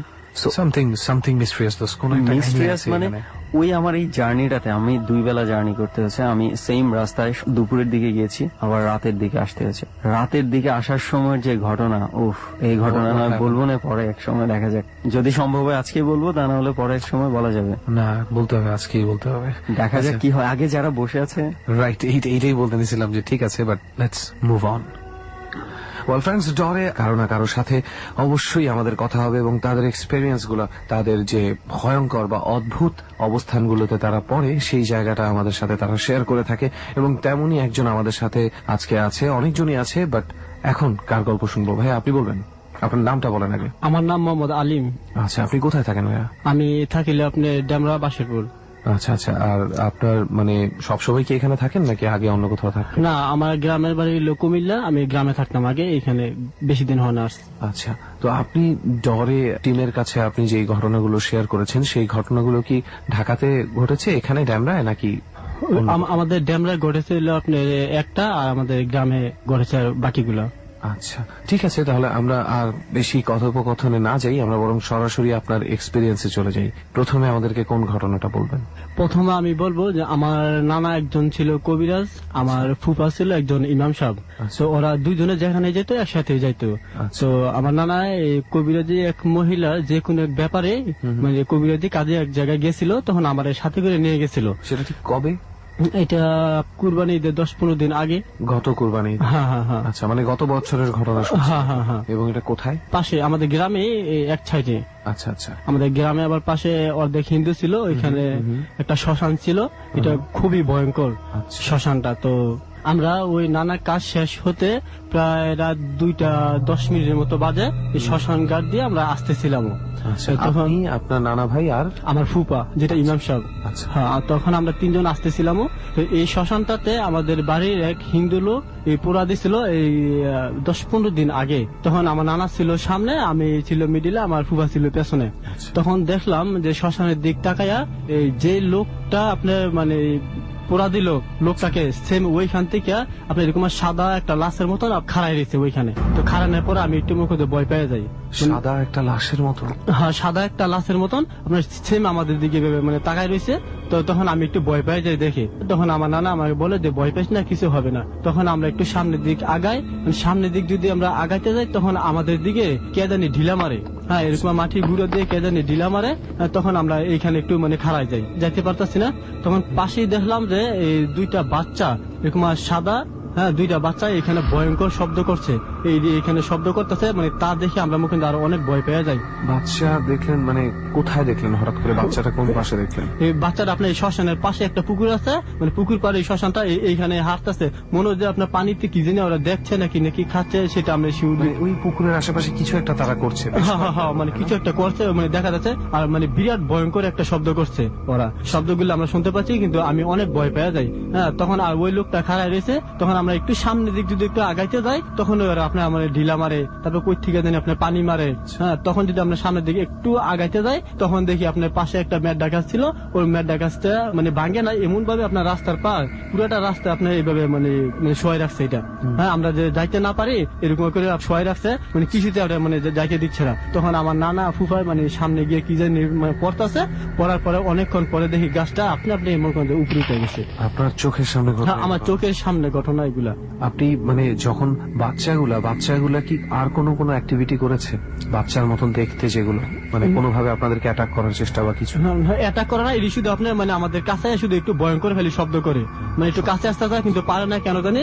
আমার নানা বলে যে তুই ভয় পাইস না, আমাদের কাছে আসতে পারবো না, ওইরকম আমরা পজিশন নিচ্ছি কিন্তু কাছে আসবে না, দূর থেকে ভয় দেখাইবো, তুই ভয় পাইস না। হ্যাঁ, তো এটি দূর থেকে আপনি আমাদেরকে মানে ভয় দেখায় বিকট ভাবে আপনার মানে অনেক শব্দ করে। তখন নানা আর ফুপা দুইজনে প্রায় 15-20 মিনিট এখানে ছিলাম। তখন ওরা দুইজনে কি জানি পড়ছে, পড়ার পরে দেখলাম যে গাছটা আপনার এমনি উঠে গেছে অটোমেটিক। ওঠার পরে তখন আমরা ওইখান থেকে চলে আসি। তারপরে আমার একটু হালকা জ্বর উঠলে ওষুধ খাওয়ার পরে নানা একটু জারানোর পরে তারপরে আমি ঠিক হয়ে যাই। আচ্ছা, তো আপনার কাছে যে ঘটনাটা শুনলাম সেই ঘটনাটা গত বছরের একটা ঘটনা এবং অদ্ভুত, মানে বাচ্চাগুলোর ব্যাপারটা আসলেই খুব অদ্ভুত। হঠাৎ করে বাচ্চাগুলো কোথা থেকে আসলো বা বাচ্চাগুলো আসলে কারা? আচ্ছা, ওই জায়গাটার কি আগে থেকে কোন রকম কোনো বদনাম ছিল? হ্যাঁ, এটা আগে হিন্দু জমিদার ছিল এখানে, ওরা হিন্দু মত সব এই জায়গায় পোড়া দিত। যে ঘটনাটা আজকে আমাদের সাথে ঘটছিল এর 10-15 দিন আগে মুখে আমাদের পাশের বাড়ির এক লোক মারা গেছে, হিন্দু, একটু দূরে যখন পোড়া দেয় তখন আমি ওইখানে বসেছিলাম। আচ্ছা, বুঝতে পেরেছি। এই ধরনের সিন সিনারি দেখলে এমনি তো মনে একটা ভয় চলে আসে। ভয় পাবারই কথা, যেহেতু সামনাসামনি ঘটনাগুলো ঘটে। তারপর নানা আসলে বিশেষ করে আমার কোথাও নিতে চায় না, আমি শুধু ভয় পাবো দেখে। ওরা আরো অনেক জিনিস দেখে, আমার আগেই বলছে যাইস না, অনেক ভয় পাবি, আমাদের সামনে অনেক কিছু পরে, তুই ভয় পাবি, যাইস না। তারপরে আমি গেছি, আমি কেউ জানা ভয় পাবো না, তারপর আমার নিয়ে গেছে। আচ্ছা, এই তো গেল আপনার গ্রামের বাড়িতে ঘটে যাওয়া ঘটনা। আপনি বলছিলেন একটা ঘটনা আছে যেটা ঢাকা শহরে ঘটেছে। হ্যাঁ, ওইটা ঢাকা শহরে ঘটেছে, এটা আমাদের ডেমরাই ঘটেছে। আচ্ছা, ঘটনাটা এখন আপনি যেখানে থাকেন? হ্যাঁ, আমি এখানে যেখানে থাকি এইখানে আমি একটা বাড়ি নিচ্ছি ভাড়া। এই বাড়িতে একটা ফ্যামিলি থাকতো, ফ্যামিলিটা আমরা ঢুকার পর ফ্যামিলিটা চলে গেল গ্রামে। এই বাড়িটা মেয়েদের বাড়িওয়ালা থাকে না, বাড়িওয়ালা থাকে অন্যখানে ভাড়া। এই বাড়িটা শুধু আমরাই থাকি। হ্যাঁ, আমি যদি কাজে চলে যাই তখন আমার বাসা থাকে। তো বাসা থাকলে দেখা যায় কি মাগরিবে আজানটা দেওয়ার পরে কে জানি হাটে বাড়িটার মাধ্যমে। আর বাড়িটা চতুর্দিক দিয়ে ওয়াল করা, আর অনেক গাছ গাছরা, যে দিন যে যায় আপনি বোঝা যায় না, সবসময় অন্ধকার থাকে। আর আমাদের বাড়িটা ওয়ালটা এরকম ছিল, আপনি যতই বাহিরে রৌদ্র থাক, আমি প্রায় 2 মাস ছিলাম ওয়ালটার, আমাদের রুমটার ভিতরে ওয়ালটাতে এরকম করে আপনি ঘষা দিলে আপনি পানি পড়ে ওয়ালটাতে, ওয়ালের মাধ্যমে ঘষা দিলে পানি পড়ে, সবসময় ওয়ালগুলো ভিজা থাকে। তো হাঁটাহাঁটি করতো, একটু ভয় পাইতো, তো ভয় পেলে একটু চুপচাপ করে থাকতো আমার কাছে আসে। একাই থাকতেন? একাই থাকতো। হ্যাঁ, এই ভয়ের বাড়িটা পুরো একাই থাকতো। তো থাকতো, তো একদিন আমাকে বলার পরে আমি বিশ্বাস করি না। তো একদিন রাত্রে আমি আর যাই না, আমি তাহলে দেখবো, তুমি যেহেতু একা ভয় পাও। তখন রাত্রে আমরা পাকশা করতে করতে প্রায় 11টা-12টা বাজে, বারান্দায় আমি ভাত খাচ্ছি, ওই ভাত খাচ্ছে টেবিলে বসে, তো কি একটা শব্দ যাচ্ছে পায়ে, যেরকম মানুষের হাটে বারান্দায় খসখস শব্দ, সেম কে জানি হাঁটতেছে 2-3টা লোকে, এরকম একটা শব্দ পাই। তখন আমি আগে শব্দ পাওয়ার পরে সেই শব্দ, হ্যাঁ তখন আমি পাইছি। পাওয়ার পরে আমার ওয়াইফে আমার চোখের দিক তাকাই দিয়েছে যখন শব্দটা আসে। তো আমার চোখের দিক তাকাই আমার ইশারা দেখছেন বাহিরের শব্দটা। তখন আমি বুঝছি, তখন আমি ওরা বলি ঠিক আছে আমি দেখতেছি। তখন বাহিরে গিয়ে দিই আপনার কিছু নাই, কিছু নাই। কটার দিকে? এইটা আপনার রাত 12:30টার দিকে। তখন আমরা খাওয়া দাওয়া করে কিছু নাই, পরে ঘুমাই রয়েছি। ঘুমানোর পরে আবার 2:30টার দিকে 2টা বিড়াল এরকম ঝগড়া লাগছে বারান্দায়। তখন মানে আমরা ঘুম ভাঙিয়ে গেছে ঝগড়া শুনে। তখন আমি উঠছি, ঘরে একটা লাঠি ছিল, লাঠি নিয়ে আপনার পদারে করে গেটটা খোলার পরে দেখি যে 2টা বিড়াল, হ্যাঁ 2টা বিড়ালের মতো নেই, কিন্তু ওরা দুজনে, একটা একদম সাদা একদম কালো, হ্যাঁ 2টা ঝগড়া লাগছে। যখন আমি মানে লাঠিটা একটু উপরে উঠাইলাম বাড়ি দিব, তখনই দেখলাম নিচের থেকে লাভ দা আমাদের জানালা গিরিলে ঢুকলো। আর আপনি গিরিলি ভাই এরকম ভাবে দেওয়া, হ্যাঁ আপনি 3টা আঙ্গুলও ঢুকবে না গিরিলের ভিতর দিয়া, এত ঘন ভাবে, এত ঘন এরকম ছোট গিরিল। দেখলাম শুধু লাভ দিয়ে আপনার গিরিলের মধ্যে ধরার পরে আমি তাকাই দেখি যে বাহিরের দিকে, বাহিরের থেকে মনে হয় ধরে রাখছে, কিন্তু বিড়াল আর ভিতরে নাই। মানে এতক্ষণ যে বিড়ালগুলো ঝগড়া করতে আপনি শুনেছেন, তারা লাভ দিয়ে গ্রিলে উঠলো, আর আপনি দেখলেন উল্টো দিকে চলে গেছে। হ্যাঁ, উল্টো দিকে চলে গিরিলে ধরে রাখছে, কিন্তু এটার ভিতরে দেখি না, মানে কিভাবে গেল। আর একটা বিড়াল যে ভিতরে ঢুকবো, একটা ইঁদুর পর্যন্ত ঢুকার কোনো সিস্টেম নাই, একটা তেলাপোকা ঢুকার সিস্টেম নাই বারান্দার ভিতরে। তো এই বিড়াল 2টা কই থেকে ঝগড়া লাগলো, আর লাভ দাগিয়ে আপনি গিরিলে ধরলো, গিরিলে ধরার পরে মানে ওই পাশে গিয়ে আবার এইভাবে ধরে রাখছে। গেল কখন ওইটা দেখে মনে করেন আমি আরো ভয় পেয়ে যাই। তখন 2 দিন পরে ওই ভয় পাই, আমি আমার ছোট ভাইয়ের ফোন দিয়ে গ্রাম থেকে আনার পরে আমি গেছি গিয়ে কাজে। তো আমার ছোট ভাই আসে আস্তে আস্তে, আপনার রাতে প্রায় 9টা 9:30 বাজে। ওই আসার পরে তখন আমিও আসছি। তো আমার ভাই বলতেছে যে, আমার ছোট ভাইয়ের নাম শামীম, বলতেছে শামীম তুমি ফ্রেশ হও না, ফ্রেশ হয়ে খাওয়া দাওয়া করো। অনেক কুমিল্লা থেকে আসতো। তখন ওই গেছে ফ্রেশ হইতে বাথরুমে। আমাদের ছাড়া বাড়িতে আর কোনো লোক নাই, আমরা ঢুকলে গেট লক করে আসি। ওই বাথরুমে গিয়ে দেখে মানে এক বৃদ্ধ লোক আপনি কল ছাইরা হাত মুখ ধুচ্ছে এটার ভিতরে, অন্ধকারে, মানে আপনার লাইট জ্বালায় না। ওই ঢুকে মনে করছে হয়তো আর জানে না যে বাড়িটা আছে কিনা, ওই মনে করছে ওখানে থাকতেই পারে। ওই বাহিরে এসে খাড়াই দিচ্ছে, ওই বৃদ্ধ লোকটা আইয়া সারলে ও যাবে। তখন ওই খাড়াই দিচ্ছে তো অনেকক্ষণ। তো আমার ওয়াইফ বলতেছে কি শামীম ফ্রেশ হও নাকে? ভাবি এটার ভিতরে একটা লোক ফ্রেশ হচ্ছে, এর জন্য আমি একটু খাড়াই দিচ্ছি। ভিতরে লোক ফ্রেশ হইতেছে কহ। তখন আমার ওয়াইফ তো বুঝে লাইছে যে বাড়িতে কিছু নাই, হ্যাঁ ওই জিনিসগুলা না। তখন আমার ওয়াইফের মুখে দৌড় দিয়ে আসছে, আইসা কই যে ভিতরে দরজা খুলে দেখে আপনি কলে পানি পড়তেছে, কিন্তু ওই বৃদ্ধ লোক নাই। কলে পানি পড়তেছে কিন্তু বৃদ্ধ লোক না। আমার ভাইয়ের সেম বাথরুমের দরজাটা দেখে হারাই গেছে। লোকটা বের হইলে আমার ভাই দেখতো, আর এই বাড়িতে আমাদের ছাড়া কোনো লোক নাই। তো আমরা গিয়ে দেখি যে লোক নাই, কিন্তু পানি পড়তেছে। ঠিক মানে ওই বাথরুমটা থেকে বের হওয়ার যে একমাত্র পথ, সেটা দিয়ে বের হলে যে কেউ দেখতে পাবে। হ্যাঁ, এই পথটার মধ্যে আমার ব্যাগ হারাই দিচ্ছে। মানে বৃদ্ধ লোকটা আপনার দরজা আবার লক করে নাই, একটু ফাঁকা দরজাটা। তো মনে করছে বৃদ্ধ লোক কেয়ার করে না, অন্য কিছু মনে না হারাই রয়েছে। তখন আমরা আসার পরে দেখি আপনার লোক নাই ভিতরে, কিন্তু পানি ছিল ফদা। আমি নিজে গিয়ে কলটা অফ করে দিছি। ডিটেলসটা বলছি আমি না, পরে আমরা বুঝতে দিই না যে এই বাড়িতে এরকম কিছু আমরা দেখতেছি আগে থেকে, বা এরকম সমস্যা আছে। তো আছে রাত্রে, তখন রাত্রে শুয়ে রয়েছে। শোয়ার পরে পরের দিন আপনার যে ঘটনাটা ওর সাথে হয়, শুয়ে রয়েছে আমার ওয়াইফে বারান্দা পাক করতেছে। তো জানালা শুয়ে রয়েছে, শুয়ে দেখে আপনার একটা আম গাছ আছে আমাদের গেটের পাশে। সন্ধ্যার দিকে আম গাছটার মাধ্যমে একটা মানে এরকম সাদা কাপড় পরা মানে কে জানি বসে রয়েছে গেটের পাশে আম গাছটার মাধ্যমে বসে রয়েছে। দেখে আপনার তাকাই যাচ্ছে, এখন আমার ওয়াইফের ডাক দিছে, ভাবি দেখেন তো এই লোকটা আম গাছে কেন বসে রয়েছে? তো ঠালা গুলো দেখা যায়, পাতা পাতা নেই এইখানে। ভাবি যখন আসছে তখন দেখে ও নাই। ভাবি মাত্র তো দেখলাম যে লোকটা কই গেল, এখানে বসা ছিল। কথা ভাবি মানে আমার ওয়াইফে মানে কাটাই নেই, যে না কোনো সমস্যা নেই, হয়তো তুই ভুল দেখছিস, একটু বাড়িটা ফাঁকা তো, তোর মনে হয় একটু গ্রাম থেকে আসছিস, অন্যরকম লাগে, কোনো ব্যাপার না। এগুলা কিচ্ছু না, কিছু মনে করিস না। হ্যাঁ, তখন এটা গেল। পরে আবার আরেকদিন আমরা 2 জন ঘুমাই রয়েছি। আমার ভাই থাকে একজন সাভারে। হ্যাঁ, আমার বাইরের কাছে বেড়াইতে গেছে আমার ছোট ভাইটা। তখন রাত্রে আমার ওয়াইফে শুয়ে রয়েছে, একটা কে জানি বসছিল খাটটার মধ্যে, একটা মানে শুয়ে রয়েছে, এমন শব্দ করে আপনার খাটটার মধ্যে বসছিল। তখন মানে আস্তে করে জাগিয়ে গেছে।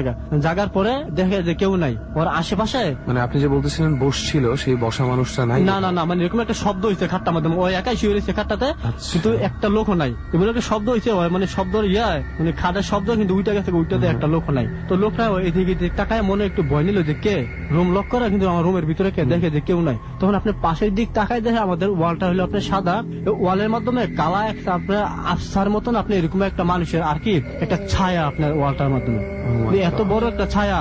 হ্যাঁ, এখন ছায়াটা অনেকক্ষণ ধরে মুকুন্দ এখানে আছে, ও টাকা দিছে। কিছুক্ষণ পরে একটু দোয়া টোয়া পড়ছে, দোয়া টোয়া পরে দেখে ছায়াটা এখানে আর নাই। এই ছায়াটা মুকুন্দ চলে গেছে। পদা আমি আসছি বাসায়, আসার পরে আমার এই ঘটনা বললো। হ্যাঁ, বলার পরে আমি যাক এত কিছু যে হচ্ছে বা আমি নিজে দেখছি, এখানে থাকা যাবে না। তখন আরেকদিন রাত্রে তখন আমি ইচ্ছা করে বলতেছি, তো আমার নানা বলছিল যে এগুলা একমাত্র একটা কথা শুনে একটা জিনিস একটা ঘটনা হইলে, তো আমার নানা আমার একটা দোয়া শিখাইছিল, এই দোয়াটা পয়রা সেরা তুই এই কথাটা বলবি, বললে তোরে স্বপ্নে দেখাইবো, তোর সাথে বাস্তবে কথা বলবে না। তারপর আমার নানা এটা বলে দিয়েছিল। আমি ইচ্ছা করে বলতেছি রুমের ভিতরে যে আমরা জানি না মানে এখানে কে বসবাস করে, কিন্তু আমাদেরকে তোমরা ক্ষতি করো না। হ্যাঁ, আমরা চলে যাবো সামনের মাসে। এই কথা বলার পরে কিন্তু আমি রাত্রে ঘুমাইছি, কিন্তু রাত্রে আমার স্বপ্নে দেখায়, আমি স্বপ্ন দেখতেছি কি রাতে যে এই ওরা আমাদের এই রুমের ভিতরে আড্ডা মারে, কিন্তু কিছু আসতেছে না, মানে বাহিরের থেকে চেষ্টা করতেছে ভিতরে আসার জন্য। হ্যাঁ, কিন্তু আমাদের গেট লক করে এর জন্য আসতে পারতেছে না। তখন আমি এরকম কিছু দেখি যে হাতের নোক টোক বড় স্বপ্নে। হ্যাঁ, আমাদের গেটের নিচে দরজা এরকম মানে হাত দিতেছে। এগুলো সব আপনি স্বপ্নে দেখছেন? আমি স্বপ্নে দেখতেছি, দেখা আমি জোরে হা করে মুখে একটা মানে কান্না করে দিছি।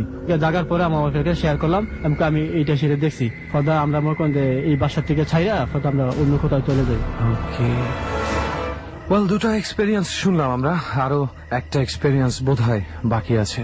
হ্যাঁ, তাহলে সেটাও শুনে ফেলি ভাইয়া। সেটা হলো এটা আমাদের গ্রামের বাড়িতে ঘটেছিল আমার সাথে। আমাদের গ্রামটা হলো মোস্তফাপুর, কুমিল্লা মুরাদনগর থানার ভিতরে পড়ছে। তো একদিন আমার আব্বু বাজার থেকে আমাকে কারেন্ট জাল আইনা দিছে আমি মাছ ধরার জন্য। তো আমি আর আমার একটা জানাতো ভাই, ওর নাম হলো জাহাঙ্গীর। তো আমরা নৌকা নিয়ে রাত্রে জাল পাচ্ছিলাম, তো রাত্রে ঘুমাইছি নৌকাতে।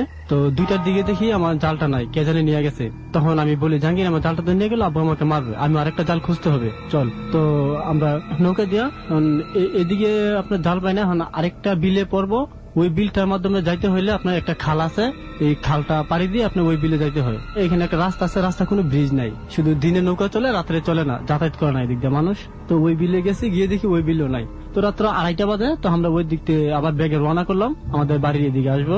তখন আমি পেছনে, আমার যারা তবে জাহাঙ্গীর ওই সামনে, আমরা এদিকে আসতেছি। তখন এই পারে রাস্তার যেখানে খালটা, এক পারে হলো একটা নীরব বাড়ি, এখানে কোনো লোক বসবাস করে না। দিনে যা শুধু একটু পোলাপাইন আড্ডা মারে, আপনার সন্ধ্যার পরে এখানে কোনো লোক থাকে না। কোনো কারণ এটার? এটা কোনো কারণ হলে এখানে লোক থাকে না, এখানে নীরব, এখানে আপনার একা কোনো লোক টোক আসলে হয়তো একটু ভয়ঙ্কর টাইপের জায়গাটা, এই বাড়িটা লোক থাকে না। তো মানে ভয়ঙ্কর ঘটনা ঘটেছিল যেটার কারণে ভয় পায়? হ্যাঁ, আগে পরে ভয়ঙ্কর ঘটনা ঘটেছিল, দেখতে একটা মানে অদ্ভুত ধরনের এরকম একটা ভয়ের একটা লাগে। এই বাড়ির মালিকও এখানে না, এখানে থাকে না ওরা। আচ্ছা, তখন এই পারে হইলো এক রাস্তার মাথা, আরেকটা হইলো একটু ওই পারে যে খালটা, ওই পারে হইলো একটা পুকুর, শুধু পুকুরের পাশ দিয়ে আপনার রাস্তাটা, ওইখানে বিশাল একটা বাজার আছে, ওইখানে কোনো লোক থাকে না। বাড়িটি একটু মানে একটু দূরে। আপনারা সেই বাসঝাড় আর বাড়ি থেকে কতটুকু দূরে ছিলেন?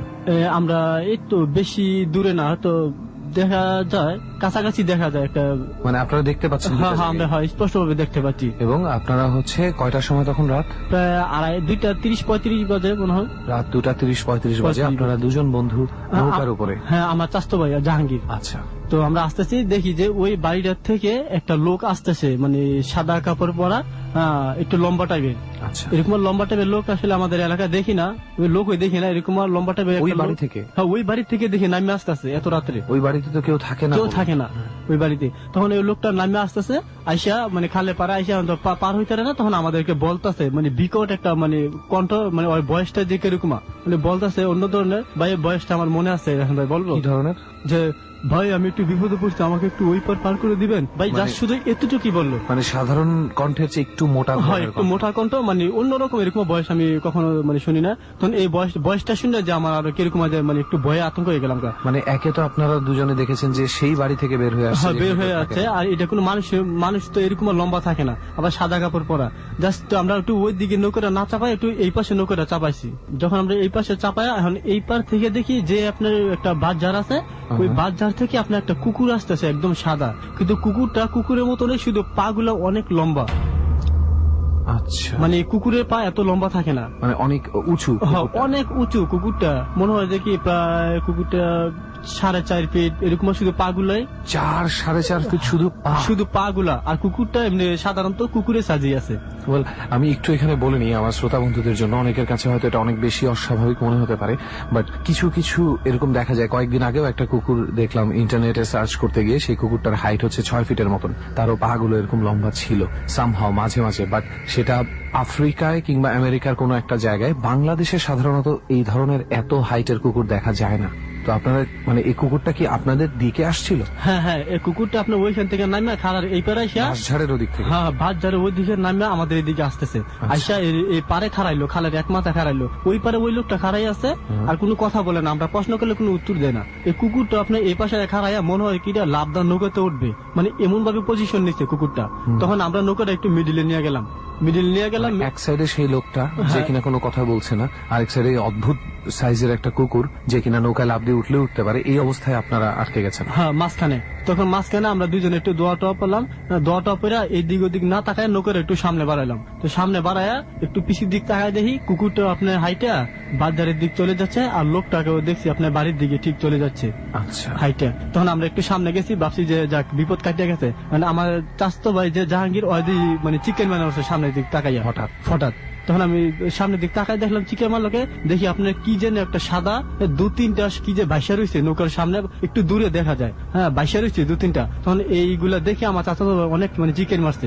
চিকেন মারা মানে কি মানে ভয়ঙ্কর কিছু ছিল দেখতে? কোনো ভয়ঙ্কর কিছু ছিল মানে সাদা, শুধু সাদা টোটালে, আর কিছু দেখা যায় না। তারপরে 3-4টা নৌকাদের সামনে ভাইসা রয়েছে। আমরা নৌকা দিয়ে এদিক এদিক নিবো, ওইটা পারতাছি না।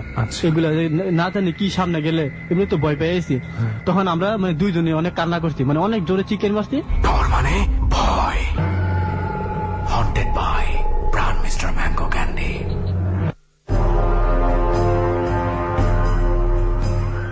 ডর এখন থেকে প্রচারিত হচ্ছে প্রতি বৃহস্পতিবার রাত 12টায়।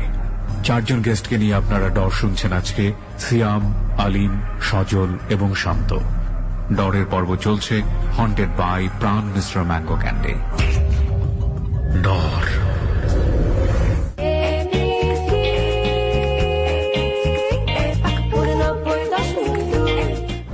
কাঁচা খেয়ে ফেলার ভয়াবহ স্বাদ নিয়ে প্রাণ মিস্টার ম্যাঙ্গো ক্যান্ডি এখন ডরের সাথে।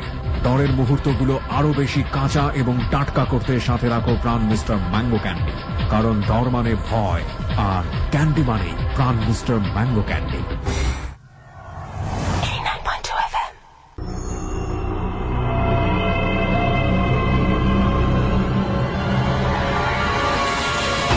ডর মানে ভয়। হন্টেড বাই প্রাণ মিস্টার ম্যাঙ্গো ক্যান্ডি।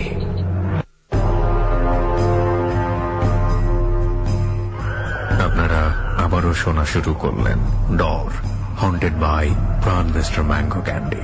ডর এখন থেকে প্রচারিত হচ্ছে প্রতি বৃহস্পতিবার রাত 12টায়। ডর শুনছেন আরজে কিবরিয়ার সাথে, সঙ্গে আছে অন দ্য স্পট থেকে সুমন ও রেহান, এবং সাউন্ডে কাজ করেছেন লোবান। 4 জন গেস্টকে নিয়ে আপনারা ডর শুনছেন আজকে, সিয়াম, আলিম, সজল এবং শান্ত।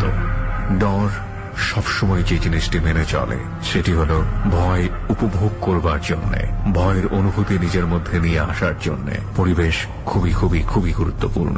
ডর আপনি শুনবেন মূলত নির্জন কোনো জায়গায়, সেটা হতে পারে আপনার রুম যেখানে অন্য কেউ থাকবে না, কিংবা কাছের কোনো বন্ধুটি।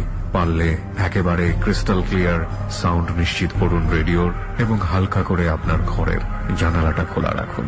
শুনতে থাকুন প্রিয় অনুষ্ঠান ডর, এবং ডুবে যেতে থাকুন গল্পের একেবারে গভীরে। ফিরছি আবারও ঠিক সেখানটায় যেখানে ছোট্ট একটা বিরতি নিয়েছিলাম। ডর।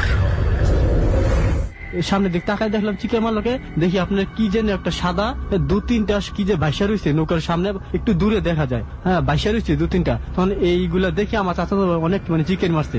চিকেন মারা মানে কি মানে ভয়ঙ্কর কিছু ছিল দেখতে? কোনো ভয়ঙ্কর কিছু ছিল মানে সাদা, শুধু সাদা টোটালে আর কিছু দেখা যায় না। তারপরে 3-4টা মনে সামনে বাইসা রয়েছে, আমরা নৌকা যে এদিক এদিক নিবো ওইটা পারতাছি না। এগুলা না জানি কি সামনে গেলে এমনি তো ভয় পেয়েছি। তখন আমরা মানে দুইজনে অনেক কান্না করছি, মানে অনেক জোরে চিকেন মারছি। তো পাশে একটা লোক প্রায় 2টা-3টা পর্যন্ত পড়াশোনা করতো পুকুরটার পারে, ওই আবার আমাদের কান্না শুনে আলম ভাই চিনে, আমাদের বাড়ির পাশে ঘটনাটা। আচ্ছা, আসার পরে টর্চ লাইট মারলো, চিৎকার শুনে চলে চিৎকার শুনে মানে এই তো 1-1.5 মিনিটের ভিতরে চলে আসছে, জাগনা পড়তেছে। যখন টর্চ লাইট মারছে তখন দেখি এগুলো আর নাই। ওই সাদা জিনিস, সাদা জিনিসগুলা যে 2-3টা দেখলাম, এগুলা আপনার নৌকার সামনে নাই। আচ্ছা, ওই সাদা জিনিসগুলোর মধ্যে আপনারা কোন রকম মানে নড়চড় তো দেখেন নেই নাকি? জাস্ট দেখছেন ভেসে উঠছে? না, শুধু হলে আপনার বাঁচতেছে, এই দেখি হালকা একটু নড়াচড়ে আর বাসে 1-1.5 মিনিটের মধ্যে উনি টর্চ মারলো, ওগুলো নাই? হ্যাঁ, এগুলা না। যখন টর্চ মারছে ওই জাগছে, লাইটটা টর্চটা মারার পরে দেখি এগুলো আর নাই। তারপরে কি আপনারা ঘাটে চলে আসেন? হ্যাঁ, তারপরে ওইখানে খাড়াই নিছে, আমরা ওই পারে গেছি। যাওয়ার পরে তোরা কি কর, আমি কি এমনি মানে মাছ ধরতে আসছিলাম, বড় ভাইরে শেয়ার করছি যাবে এমন এমন ঘটনা দেখলাম। করে বলেছি কই দিতে এমনি জায়গা খারাপ, মাগরিবের পরে এদিকে কেউ লোক সংখ্যা হয় না, তোরা কে তোরা তো ওই দিন। ওকে, তো এই ছিল আপনাদের ঘটনা। আচ্ছা, সেই লোকটাকে তো আর কখনো কোথাও দেখেননি? না, ওইরকম কোনো লোকের পথে আমরা দিনে গেছিলাম, কিছুই নাই। কিছুই নেই? ওই চেহারার মানুষ আপনারা আগেও কখনো এলাকা দেখি না, আর দেখি না। কে কখন কোথায় কি জন্য আমি জানি না। আপনারা যদি লোকটাকে ভয় না পেতেন, কোন এক কারণে আপনারা যদি না দেখতে পেতেন যে ওই বাড়ি থেকে বের হয়েছে, তাহলে কিন্তু আপনারা তেমন একটা ভয় পেতেন না। আমার ভয়টা লাগছে ভাইয়া, যদি ওই মানুষ হতো তাহলে আমি যখন প্রশ্ন করছি যে কে কোথায় যাবেন, বিপদ পড়ছেন, ও হয়তো কোনো উত্তরই দিল না। এই জায়গায় আমার ভয়টা, শুধু খালি খাড়াইয়া শুধু একটা শব্দ বলে তাকায় রয়েছে, আর কিছু বলে না, উত্তরে দেয় না, আর কোনো কথাই বলে না, শুধু খাড়াই রয়েছে। আর দেখতে তো দেখা যায় বিশাল লম্বা, শুধু সাদা কাপড় পরা। তাও আবার রাত্রে 3টার সময়, হ্যাঁ তাই না? হঠাৎ করে একজন এসে বলছে পার করে দিতে, ভয় পাওয়াটাই স্বাভাবিক। যাই হোক, আমরা শুনলাম আপনার এক্সপেরিয়েন্স গুলো। হয়তো বা অনেকের কাছে ডর যখন তারা শুনতে থাকবে, তখন হয়তো অনেকের কাছে মনে হতে পারে যে না, এটা এমন কোনো ভয়ের কিছু নয় বা এরকম কিছু। কিন্তু আমি বুঝতে পারছি যে ওই সিচুয়েশনটা, ওই সময়টাতে, ওই জায়গাটায় থাকা, তখন ভয়টা অন্যরকম ভাবে কাজ করে। যেহেতু আপনারা আগে থেকেই দেখছেন যে লোকটা বেরিয়ে হয়ে আসছে এমন একটা জায়গা থেকে যেখানে কেউ থাকে না, তার উপরে আপনারা ওই এলাকার ছেলে হয়েও ওই মানুষটাকে কখনো দেখেননি, তার কণ্ঠস্বর অদ্ভুত, রাত তখন 3টা বাজে, ভয় পাওয়াটা খুবই স্বাভাবিক। এবং তারপরে ওই সাদা জিনিসগুলো কি ছিল সেগুলো কিন্তু আমরা এখনো কেউ জানি না। তো যাই হোক, এরকম অনেক ঘটনাই ঘটে, আশা করি আপনার সাথে আর ঘটবে না। কিন্তু যদি ঘটে তাহলে কি ডট টিমের সাথে আবার শেয়ার করবেন? আমার সাথে আরো ঘটনা আছে, আমি আবার এগুলা অবশ্যই কোনো না কোনো এক সময় অন্য কোনো একটা জার্নিতে অবশ্যই আপনি আমাদের সাথে। আজকে আমার এমনি ভয় লাগতেছে, এমন একটা অদ্ভুত জায়গায় আনছেন, এমনি একটু ভয়ে। আর তাছাড়া আমাদের সাথে আরো অনেক অতিথি আছে, তবে অবশ্যই আপনার কথা মনে থাকবে এবং ডট টিমে যে একবার আসে সে বারবারই আসে। এবং যদি এমন কোনো ঘটনা আপনার ঘটে গিয়ে থাকে অলরেডি বা পরবর্তীতেও ঘটে, অবশ্যই ডট টিম আপনার সাথে যোগাযোগ করবে।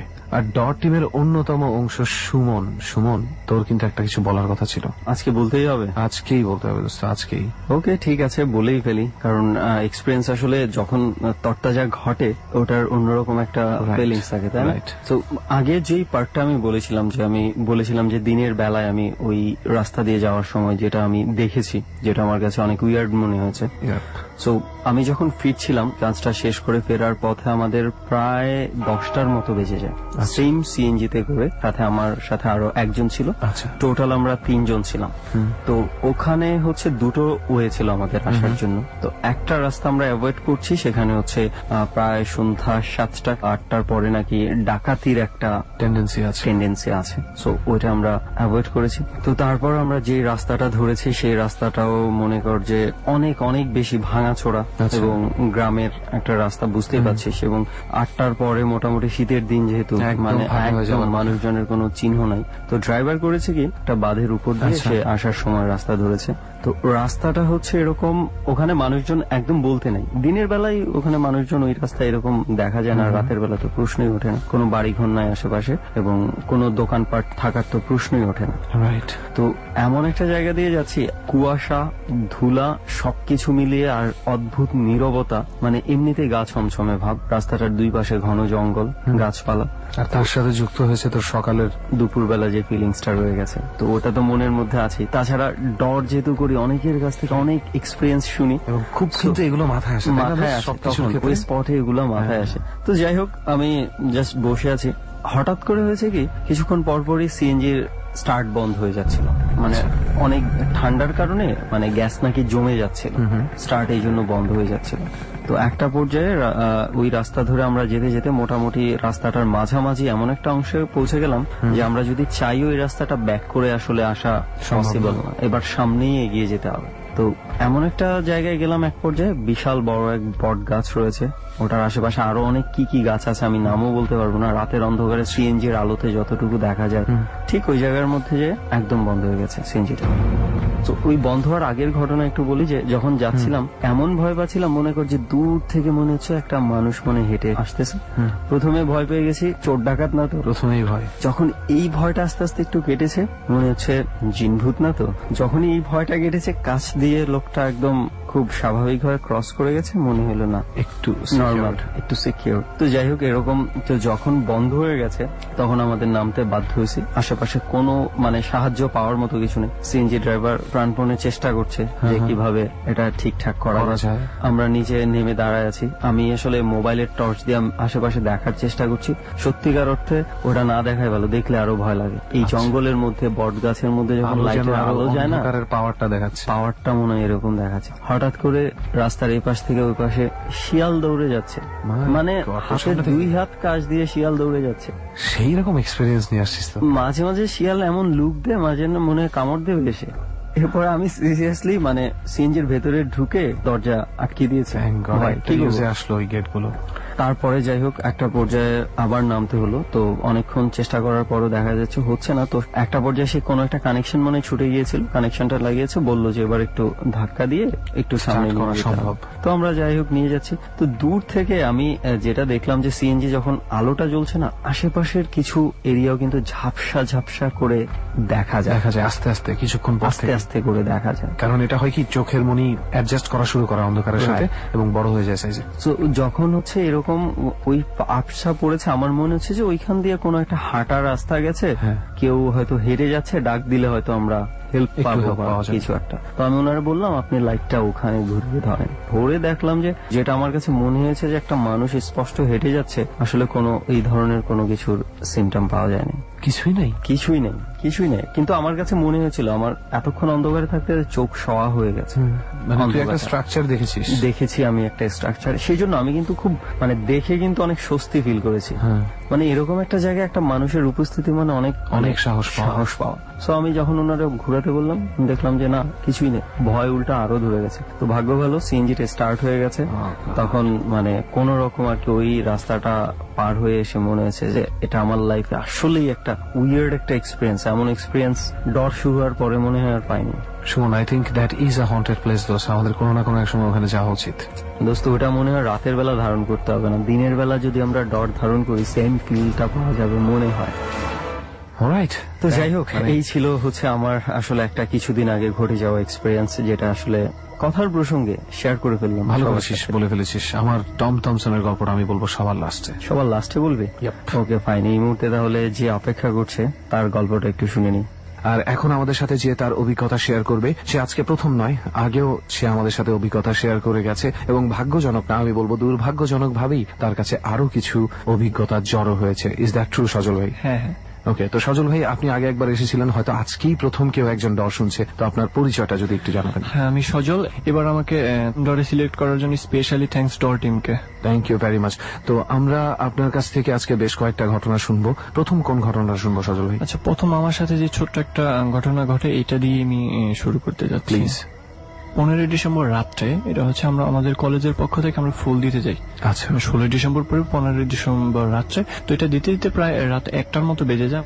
এটা দেওয়ার পর ওইখানে আমার বাসা ছিল একটু দূরে, তো আমি আমার এক ফ্রেন্ডের বাসায় থাকবো এরকম চিন্তা ভাবনা করে তো যাই। তো আমরা যাচ্ছি, তো এত রাত্রে কোনো গাড়ি টাড়ি পাওয়া যায়নি, তো প্রায় 1.5 কিলো পথ আমাদের হেঁটে যেতে হয়। 1.5 কিলো? হ্যাঁ। আচ্ছা, এই কথাটা বলে রাখি যে জয়দেবপুর এলাকায়, ওটার নাম বললে সবাই আর কি চেনে, যে ওইটা খুবই একটা হন্টেড রোড ওইখানে।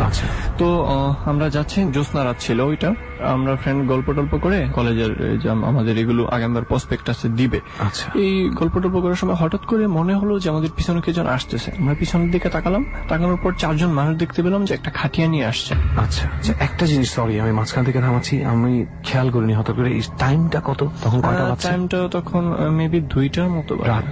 হ্যাঁ, ওকে, হ্যাঁ, এবার শুনি। তো আমরা দেখলাম এটা একদম তিনজনই একসাথে দেখলাম। দেখার পর আমরা ভয় পেয়ে গেলাম। ভয় পেয়ে আমরা আমাদের মতো হাঁটতে শুরু করলাম। তো 10 সেকেন্ড পর আবার যখন পিছনে তাকালাম দেখলাম কিছু নেই। আপনাদের ঠিক কতটুকু পেছনে ছিল তারা? 10-15 হাত হবে। তারপর এবং ওইটা কি স্ট্রেইট কোন রোড, ডানে বামে কোনো গলি টলি? না না না না না, এই একটা রুটি, দুই পাশে হচ্ছে ধান ক্ষেত। এবং ধান খেতে তাহলে তো আপনার তাকালেই দেখতে পাওয়ার কথা যদি তারা ধান খেতে কোনো কারণে নামে লাশটা নিয়ে, অবশ্যই, অবশ্যই। কিন্তু আপনারা দেখলেন কিছুই নেই। আমরা কিছুই নেই। তো এটা দেখে তো আমরা খুব ভয় পেয়ে যাই। তো আমি শুধু একটা কথা ওদের বলছি যে যাই হোক আমরা কেউ যেন দৌড়াই না। দৌড় দিলেও সবাই যাতে একসাথে থাকে। আমার এই জিনিসটা ছিল, যদি আমরা দৌড়াই তাহলে ব্রেন উল্টাপাল্টা কাজ করবে, এবং এক একজন এক এক দিকে চলে গেলে তখন হয়তো বা ভয়টা আরো বেশি পাবো। এই কারণে আমরা ওদের দুজনকে ধরে আমরা আস্তে আস্তে এগোতে থাকি। কিন্তু একটু পর দেখা গেল কি যে জ্যোৎস্নারাতে কিন্তু আমাদের উপর মানে রৌদ্রের মধ্যে যদি কেউ ছাতা ধরে রাখে, যে ছায়াটা পড়ে না, ঠিক ওই রকম আমাদের উপর এরকম ছায়া পড়ে আছে, কিন্তু আশেপাশে কোনো ঘাস নেই। জ্যোৎস্নার যে ইয়াটা পড়বে ওইটা আমাদের উপর পড়ছে না। ওই ছায়াটা আপনাদেরকে কোন রকম কোনো প্রবলেমে ফেলেনি? হ্যাঁ, প্রবলেম বলতে আমরা ফিল করতেছি যে আমাদের আশেপাশে কেউ আছে, এবং এটা আমরা দেখতে পাচ্ছি যে আমাদের উপর মনে হচ্ছে যে কিছু ধরে রাখছে, এবং ছাতা ধরে রাখলে যেরকম হয়, আচ্ছা, হ্যাঁ এরকম। তো আমি শুধু এতটুকু মাথার মধ্যে ছিল, এটা ডর শোনার পর থেকে হয়েছে যে যখন অক্সিজেন কম পেলে ব্রেনটা কাজ করে উল্টা পাল্টা। তো এই জন্য বলছি যে আমরা একসাথে থাকি যাতে আমরা দৌড় না দিই, কারণ আমরা যদি এক এক দিকে এক একজন চলে যাই তখন আরো বেশি ভয় পাবো। যার কারণে ওই টাইমটা এবং ওই প্লেসটা আস্তে আস্তে চলে গিয়েছে। মানে আপনারা খুব চেষ্টা করে রিল্যাক্স থেকে কোনো রকমের প্যানিক না করে জাস্ট সিচুয়েশনটা এড়িয়ে চলে আসছে। That was very intelligent of you people. Thank you very much এরকম মাথা ঠান্ডা রাখতে পারার জন্য। ওয়েল, এটা তো একটা ছোটখাটো একটা এক্সপেরিয়েন্স শুনলাম। এছাড়া আর কোনো কিছু সজল ভাই? এছাড়া আমার এক ফ্রেন্ডের সাথে ঘটে যাওয়া একটা ঘটনা আমি শেয়ার করব। এটা হচ্ছে জয়দেবপুরে ওদের বাসা চেঞ্জ করার পর ওর আব্বা আম্মা নানির বাড়িতে ছিল, ওর ক্লাসে পরীক্ষা ছিল, এই কারণে ও যেতে পারেনি। নতুন বাসা চেঞ্জ করছে, প্রায় 15-20 দিন ভালোই চলছে, কিন্তু একটু প্রবলেম হতো যে মাঝে মধ্যে দরজাতে নক করতো, নক করার পর দরজা খোলার পর কাউকে দেখা যেত না। তো মানে প্রায় ঘটতো, এবং ওই বাসাতে ওরাই একা, ওরা দোতলাতে ছিল, নিচতলাতে কেউ ছিল না।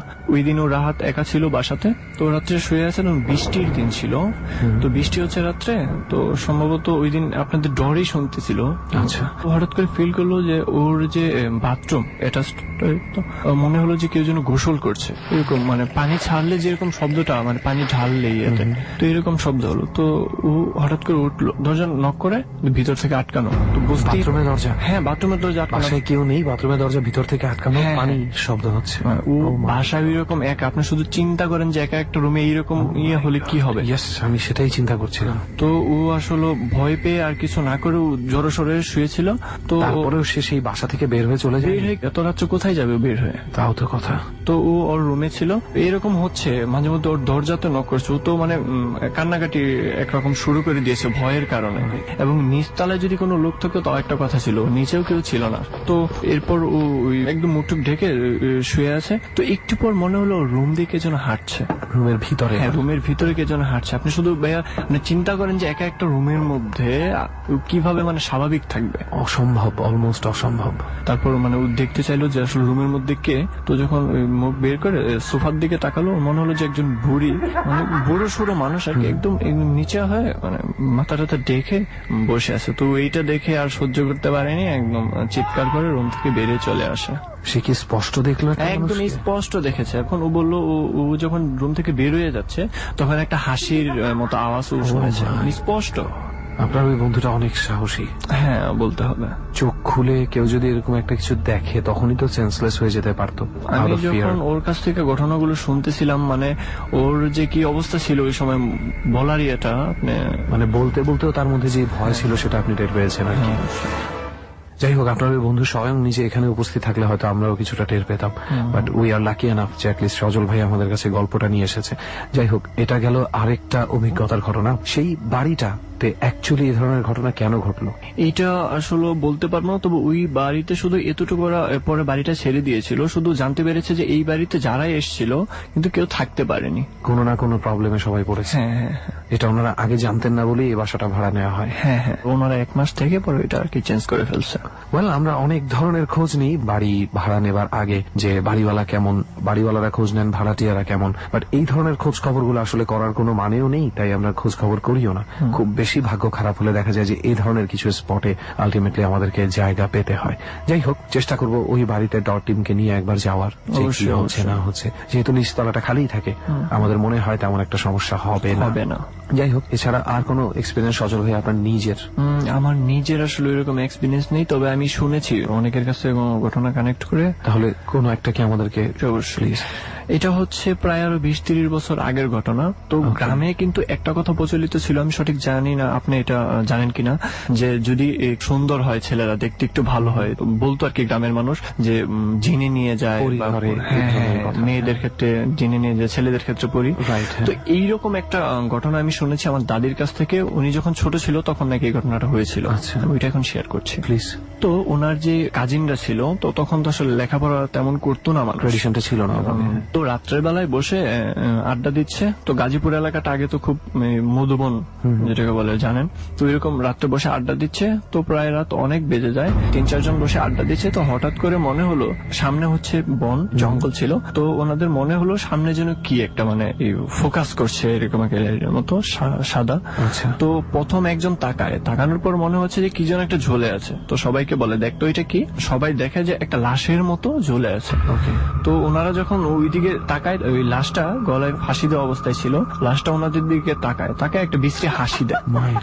হাসি দেওয়ার পর ওইখান থেকে সবাই চলে যায়, বাসাতে এসে সেন্সলেস হয়ে যায়। তো ওইখানে একজন বসে থাকে, ও একটু পাগল টাইপের ছিল। ওখানে মোট কয়জন ছিল? না, ওখানে 4-5 জন ছিল। 4-5 জনই ওই লাশটা দেখেছে এবং লাশের হাসি দেখেছে। হ্যাঁ, কিন্তু একজন বসেছিল, একটু পাগল টাইপের ছিল। তারপর ওকে পরে ধরে নেওয়া হয়, কিন্তু ও আসলে এরকম ওই রকম ভয় টয় পায়নি। আচ্ছা, তো সাথে যারা ছিল ওরা খুব ভয় পেয়েছে এবং ওরা ওই ঘটনাগুলো পরে আর কি বলে।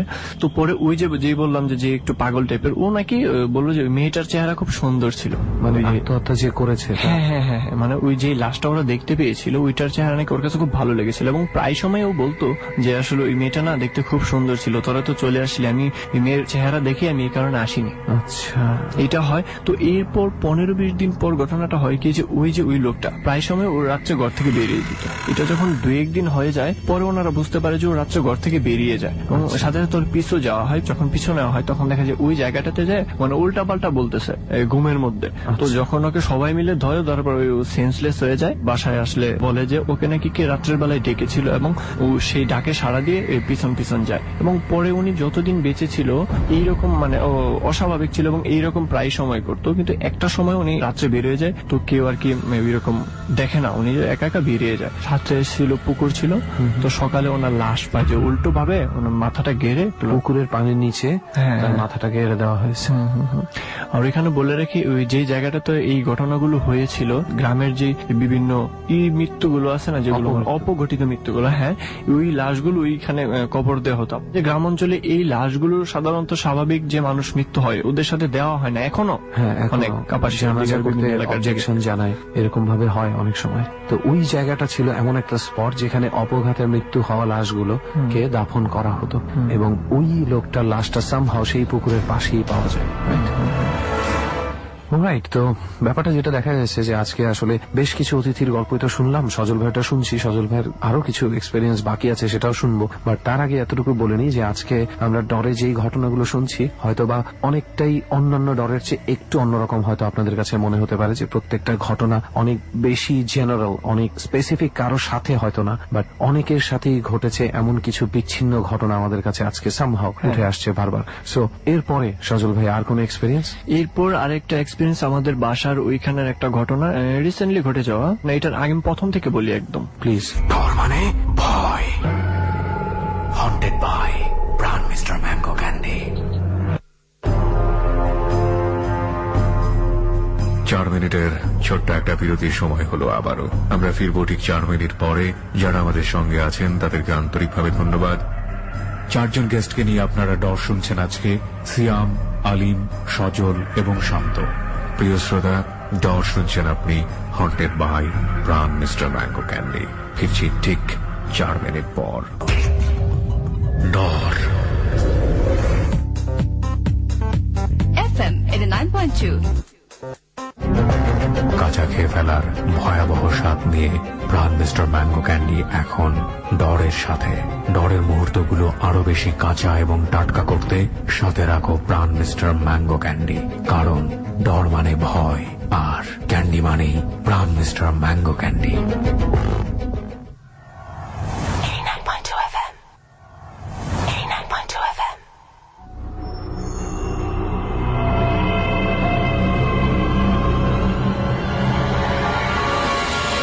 ডর মানে ভয়। হন্টেড বাই প্রাণ মিস্টার ম্যাঙ্গো ক্যান্ডি। 4 মিনিট পর আরো একবার স্বাগত জানাচ্ছি ডরে। আপনারা শুনছেন এবিসি রেডিও FM 89.2। আমি আরজে কিপ্রিয়া রয়েছে আপনার সঙ্গে। সুমন ও রেহান রয়েছে অন দ্য স্পট থেকে এবং লোবান রয়েছে সাউন্ডে। 4 জন গেস্টকে নিয়ে আপনারা ডর শুনছেন আজকে। সিয়াম, আলিম, সজল এবং শান্ত। এদের মতো নিজের জীবনের অতীব ঘটনাগুলো বলবেন, লাখো মানুষের সাথে শেয়ার করবেন। আমাদেরকে ফোন করুন। ফোন নম্বরটি হচ্ছে 09613892 আমি আবারও বলছি, ফোন নম্বরটি হচ্ছে 09613892 আবারও গল্পে ফিরছি ঠিক সেখানটায় যেখানে ছোট্ট একটা বিরতির প্রয়োজন হয়েছিল। ডর। আমাদের বাসার ওইখানের একটা ঘটনা রিসেন্টলি ঘটে যাওয়া। এখানে যে বাড়িটা করা হয় এর দুপাশে হচ্ছে গার্মেন্টস, কিন্তু এই বাড়িটাতে এখনকার দিনে কেউ থাকে না। অনেক আগে 15-16 বছর আগে কেউ থাকতো। তো ঘটনাটা এইরকম ছিল, যখন এখানে বাড়ি করা হয় এখানে অনেক জঙ্গল টঙ্গল ছিল একদম রাস্তার পাশে। তো এইরকম বাড়ি সাধারণত কেউ যে খালি রাখার মতো না। ওইখানে বাড়ি করা হয়। বাড়ি করার পর যেই লোকটা বাড়ি করেছিল উনি ছিল একজন সরকারি চাকরি করতো। তো বাড়িতে মানে প্রায় সময় বিভিন্ন প্রবলেম গুলো ফিল করতো, যে টিনের চালে কেউ ঢিল দিচ্ছে, এবং বাড়ি করার সময় ওনাকে প্রথমে স্বপ্ন দেখানো হয়েছিল যে এখানে বাড়ি করতে না, কিন্তু উনি আসলে এগুলো কেয়ার করেনি, বার্তা দেয়নি। তো বাড়িটা করার পর প্রায় সময় দেখতে পাই যে দরজাতে নক করছে, দরজা খোলার পর কেউ নেই, আর তখন আশেপাশে তেমন বাড়িও ছিল না। এরকম প্রায় অনেকদিন হয়েছে। তো একটা সময় ওনারা দরজা খোলা বন্ধই করে দিয়েছে, যে যেই হোক আমরা খুলবো। হ্যাঁ, রাত্রের বেলা আর খুলবো না। প্রায় সময় এরকম স্বপ্ন দেখাতো যে তোরা এই বাড়িটা ছেড়ে চলে যা, হয়তো অনেক বড় ধরনের ক্ষতি হবে। ওনাদের 6 বছরের একটা বাচ্চা ছিল। আচ্ছা। অন্য একটা রুমে ছিল বাবুটা, তো ওনারা থাকতো এক রুমে। তো একদিন সকালবেলা উঠে মেয়েটা বলতেছে, আম্মু আম্মু আমার রুমে না গতকালকে যেন কে আসছিল। আচ্ছা। ওর রুমে কে যেন আসছিল, ঘরের বিভিন্ন পাশ দিয়ে হাঁটাহাঁটি করছে। ওই জিনিসটা বুঝতে পারছে ও, মানে রাত্রে ভয়ে আর কি এরকম কিছু বলেনি। এরকম বলতে থাকে। বলার পর ওই ফ্যামিলির লোকগুলো মানে তেমন পাত্তা দেয় না, কিন্তু একটা সময় দেখা যায় যে এটা আরো খুব হতে থাকে, গুরুতর হচ্ছে, এবং ওনারাও ফিল করছে যে এরকম হচ্ছে। তারপর বাবা মাও ফিল করতে শুরু করে। হ্যাঁ, ফিল করতে শুরু করেছে এরকম হচ্ছে। তো ওনারা মনে করলো যে আসলে আমরা তো এখানে প্রথম এবং নির্জন একটা ইয়াতে বাড়ি করছি, তো এই কারণে হয়তো এরকম হতে পারে, কিন্তু না, এটা কন্টিনিউয়াসলি হচ্ছে। তো একটা সময় ওনার দুর্ভাগ্যবশত ওনাদের মেয়েটা মারা যায়। এই ঘটনাটা এইরকম ছিল যে লাস্ট আমি শুনেছি, তখন আমি তো আসলে দেখিনি, শুনেছি মুখে দিয়েছে না মাংস নিয়ে গেলে, মানে বড় বড় করে মাংস নিয়ে গেলে বিভিন্ন জায়গা থেকে, মানে মাংস ছিল না, যেটা হয় আর কি, এইরকম ছিল। তো এইটা তো ছিল মাত্র 6-7 বছরের বয়সটা বাচ্চাটা। হ্যাঁ, 6-7 বছর পরে ওনারা ওইখান থেকে কবরটা ওইখানে দিয়ে ওনারা বাড়ি ছেড়ে চলে যায়। চলে যাওয়ার পর ওই বাড়িটাতে অন্য আবার ভাড়াটে এসেছিল, কিন্তু ওনারা এরকম প্রবলেমের কারণে এবং এই ঘটনা শোনার পর আর কেউ থাকেনি। এরপর বাড়িটা এখনো খালি আছে। রিসেন্টলি যে ঘটনাটা হয়েছে এটা প্রায় 2-1 মাস আগের ঘটনা। এখন ওইখানে খুব প্রবলেম হচ্ছে ওই রাস্তাটাতে। আমি বললাম না যে বাড়িটা হচ্ছে একদম রাস্তার সাথে। যে একদিন একটা রিক্সাওয়ালার ঘটনা বলি। তো উনি রাত্রের বেলায় যাচ্ছে 10টার দিকে। তো যাওয়ার সময় ওইখান থেকে একটা মেয়ে সিগন্যাল দেয়, মোটামুটি বয়স্ক 20-22 বছর এরকম একটা মেয়ে নাকি সিগন্যাল দেয়। পর উনি রিক্সা দাঁড় করানোর পর রিক্সা তো ওঠে, কিন্তু আসলে একজন মানুষ উঠলে যেরকম ওয়েট হওয়ার কথা, কিন্তু ওনার কাছে মনে হচ্ছে এটা আরো অনেক বেশি, অনেক বেশি, মানে উনি চালিয়ে নিতে পারছে না এরকম। তো উনি কিছু দূর যাওয়ার পর জোরে হাসি শুনতে পায়। তো উনি যখন পিছনের দিকে তাকায়, হাসির শব্দ শুনে দেখে রিক্সাতে কেউ নেই। হাসির শব্দ শুনে উনি পেছনে তাকালেন, রিক্সাতে কেউ নেই। পরে এটা দেখে উনি আর মানে ঠিক থাকতে পারেনি। আপনি এই ঘটনাটা কোথা থেকে জেনেছেন? মানে এই রিক্সাওয়ালার সাথে কি সামহাও আপনার কথা? হ্যাঁ, আমাদের এলাকার উনি মাই গুডনেস। এই ডিসেম্বর মাসে একটা ওইখানে বললাম না 2টা গার্মেন্টস আছে, এর আশেপাশে সব বাড়িতে মানুষ আছে, কিন্তু ওই বাড়িতে এখনো কোনো মানুষ নেই, এবং ইভেন সন্ধ্যার দিকেও কেউ ওইখানে বসে না, আগে বসতো স্টিল। হ্যাঁ, এখনো এটা গার্মেন্টস এর কাজ করতেছে। তো সিমেন্টের গাড়িগুলো তো অনেক বড় হয়, দেখছেন? রাইট, হ্যাঁ। তো ওই গাড়িগুলো একদিন সন্ধ্যার দিকে এখানে রেখে মাল নামাচ্ছিল, তো ড্রাইভার ওখানে বসে বসে চা খাচ্ছিল। তো হঠাৎ করেই গাড়িটা একটু সামনে চলে আসছে, আবার পিছনে ব্যাক করলো, কিন্তু অথচ গাড়িতে কোনো ড্রাইভার ছিল না। ওরা এটা দেখে তো সবাই হতভম্ব, দৌড়ে চলে যায় এখানে। দৌড়ে চলে যাওয়ার পর কি ঘটনা, কি গাড়ি সামনে থেকে পিছনে গেল কেন, একটু সামনে চলে এসে আবার পিছনে চলে যায়। আর গাড়িটা ছিল ওই বাড়িতে ঢোকার যে রাস্তাটা, হ্যাঁ, এই রাস্তার এদিকে, এটা সন্ধ্যার সময় ছিল। তো সবাই দেখে দৌড়ে এখানে চলে যায়। স্টিলের দরজাতে যদি মানে জোরে লাথি দেওয়া হয় বা কিছু দিয়ে বাড়ি দেওয়া হয়, যে শব্দগুলো হয় না, ওই রকম শব্দ হলো 2-3টা, এবং সাথে সাথে গাড়ির যে সামনের গ্লাসটা এটা ভেঙে গেল। এটা এই ডিসেম্বরের 10-12 তারিখের দিকে ঘটনা। গাড়ির যে সামনের গ্লাস, হ্যাঁ, এটার সাথে সাথে ভেঙে গেল। মাই গুডনেস, এটা তো অনেক জোরে বাড়ি দিয়েও ভাঙাটা অনেক সময় পসিবল। এইটা দেখে তো একদম সবাই খুব ইয়ে হয়ে গেছে। এবং এটা কতজনের সামনে ঘটলো? মিনিমাম 50 জন। 50 জন আপনারা যদি জিজ্ঞেস করেন তাহলে শুনতে পারবেন। এবং ওইখানে পরে লিখে দেওয়া হয়েছে বিভিন্ন ইয়ে যে এখানে কোনো গাড়ি পার্কিং করতে না, এবং পরে ওনারা সবাই মিলে এটা আসলে ইয়ে করে যে ঘটনাগুলো কি, তখন আমি যে ঘটনাটা বললাম না এই বাড়ির সম্পর্কে, ওনাদের কাছ থেকে আমি শুনতে পেরেছি। আচ্ছা, মানে ওনারাই একটা রিসার্চের মতন চালায় যে আসলে ঘটনাটা কি হচ্ছে বা আরো কার সাথে কি ঘটেছে না ঘটেছে। এবং ওই যে গার্মেন্টস গুলো বললাম না, ওই গার্মেন্টস কোম্পানিগুলো বাড়ির ওই দিকটা কিনতে চেয়েছিল একটা সময়, কিন্তু পরে হঠাৎ করে কেন জানি কিনেনি। এটা আসলে কেউ বলতে পারে না কেন কিনেনি, জানি না, তবে কোনো এক কারণে কেনা হয়। এবং এখনো রাত্রের বেলায় যে সিএনজি গুলো যায়, ইভেন দিনের বেলা তো যে সিএনজি গুলো যায়, অনেকে দেখতে পারে যে অনেকগুলো বাচ্চা ওইখানে খেলাধুলা করছে রাস্তার মাঝখানে। তো স্বভাবতই এখানে গাড়িটা থামাতে হয় না, থামানোর পর সাথে সাথে দেখে কেউ নেই। এটা শুধুমাত্র যে ড্রাইভাররা থাকে না, ওনারাই দেখতে পাবে। এবং এই 2 মাস ধরে এটা খুব বেশি হচ্ছে, এবং বড় এই গার্মেন্টস কোম্পানির ইয়ারা ওইখানে স্পিড ব্রেকার দিয়ে বিভিন্ন ইটে দিয়ে ওনারা আর কি ব্যবস্থা নিয়েছে, এখন এই অবস্থাতে আছে। তো সজল ভাই, আপনার কাছ থেকে বেশ কিছু এক্সপিরিয়েন্স আমরা জানলাম অনেকের সাথে। ইনফ্যাক্ট আমার মনে হয় ডট টিম কয়েকটা স্পটও পেয়ে গেছে। অফকোর্স সেই 2 গার্মেন্টস এর মাঝখানের যে জায়গাটা, যেখানে যে জায়গাটা গার্মেন্টস এর লোকরা কিনতে চেয়েছিল, যেখানে এখন পর্যন্ত এই আধুনিক সময়ে কেউ সন্ধ্যার পরে আড্ডা দেয় না বা গাড়ি পার্ক করে না, এই ধরনের একটা জায়গায় ডট টিম অবশ্যই যেতে চাইবে। এবং ডট টিমকে এমন একটা জায়গা সন্ধান দেওয়ার জন্য সজল ভাই আপনাকে ধন্যবাদ। আপনাদেরও ধন্যবাদ, এবং থ্যাংক ইউ আপনার ঘটনাগুলো আমাদের সাথে শেয়ার করার জন্য। ডরের আরো একজন টিম মেম্বার বলবো, ডরের অতিথি বলবো না, আসলে ডরে যে অতিথি হয়ে আসে তারা কিভাবে যেন ডরের টিম মেম্বারের একটা অংশ হয়ে যায়। তারা নিজেদের অজান্তেই খুঁজতে থাকে এমন অলৌকিক কিছু ঘটনা, যে ঘটনাগুলো যুক্তি তর্কের বাইরে গিয়ে আমাদের মধ্যে ভয় বা ডর তৈরি করে। সেরকমই একজন হচ্ছে শান্ত ভাই। আগেও আমাদের এখানে এসেছিল 60 কিংবা 65 এই পর্বগুলোর মাঝখানের কোনো একটা পর্বে সে আমাদের সাথে ছিল। আবারও তার সাথে কিছু ঘটনা ঘটে এবং আবারও কিছু ঘটনার সন্ধান সে খুঁজে পায়। তাই শান্ত ভাই আজকে আবারও আমাদের সাথে জার্নিতে। তো শান্ত ভাই, আজকে আপনার কাছ থেকে কিছু শুনবো। তার আগে আজকে যারা প্রথমবারের মতন ডর শুনছে বা আগের ওই পর্বটা মিস করেছে, তাদেরকে একটু আপনার পরিচয়টা বলে দিন। জি, আমি মাহবুবুর রহমান শান্ত, গভর্নমেন্ট তোলারাম কলেজে পড়ি, যাত্রাবাড়ি বাসাইপুর থাকি। Alright, that's great. আর আপনার সাথে যে ঘটনাগুলো ঘটেছে বা যাদের সাথে ঘটেছে, ঘটনাগুলো কি সব ঢাকা কেন্দ্রিক নাকি? হ্যাঁ, ঢাকা কেন্দ্রিক এবং গ্রামেও আছে। ওকে, তাহলে আমরা আসলে কোন ঘটনাটা আগে শুনতেছি? আচ্ছা, হোস্টেল নিয়ে কাহিনী। আমরা আগে হোস্টেলে থাকতাম, যে এখনো বর্তমানে থাকা হয় না, কারণ আর ওই জায়গায় হোস্টেল বন্ধ করে দিছে। আচ্ছা, মানে ওইখানে কি হোস্টেলটাই বন্ধ হয়ে গেছে? যে হোস্টেল নিয়ে আপনি? হ্যাঁ, হোস্টেল বর্তমানে বন্ধ হয়ে গেছে। তাহলে আমরা একটু গুছিয়ে শুরু করি। শান্ত ভাই, হোস্টেলটা কোথায়? হোস্টেলটা নারায়ণগঞ্জে, আর এটা লোকেশন না দেওয়া এটাই বেটার। আচ্ছা, লোকেশন আমরা না দিলাম। আর ঘটনাটা কবে ঘটে? ঘটনাটা ইন্টার ফার্স্ট ইয়ারে, তো এই যে আরো 4-5 মাস আগে, 4-5 মাস আগে, 2 মাস এরকম 2.5 মাস ধরে হোস্টেল বন্ধ। আচ্ছা, ঠিক আছে। তাহলে এবার আমরা ঘটনায় যেতে পারি। হোস্টেলে ঘটনাটা কি ঘটেছিল? আচ্ছা, হোস্টেলে আমরা 3 জন থাকতাম। তো জামান ভাই আমাদের বিপি, তো আর রিয়াদ ভাই পুরা কলেজের বিপি। তো যাই হোক, তাদের আন্ডারে আমরা ছিলাম, জামান ভাইয়ের আন্ডারে। তো রাত্রেবেলা আমার এক বন্ধুর প্রসাব ধরছে, সে টয়লেটে যাবে। তো চিন্তা করলো যাই টয়লেটে। এখন জামান ভাই বলতেছে, ভাই আমি একটু টয়লেটে যাবো, ভাই একটু কি করা যায়? আর আমার এমনিও ডর করে রাত্রেবেলা যাইতে। তখন রাত্রে কয়টা বাজে সেটা আমরা জানি না, কারণ ঘড়ি টড়ি ছিল না। তারপরে বললো, আচ্ছা তুমি যাও, সমস্যা নেই। তো সে গেল। সে যেমন আমার বললো যে যাওয়ার পরে হঠাৎ করে গেটটা অফ হয়ে গেছে।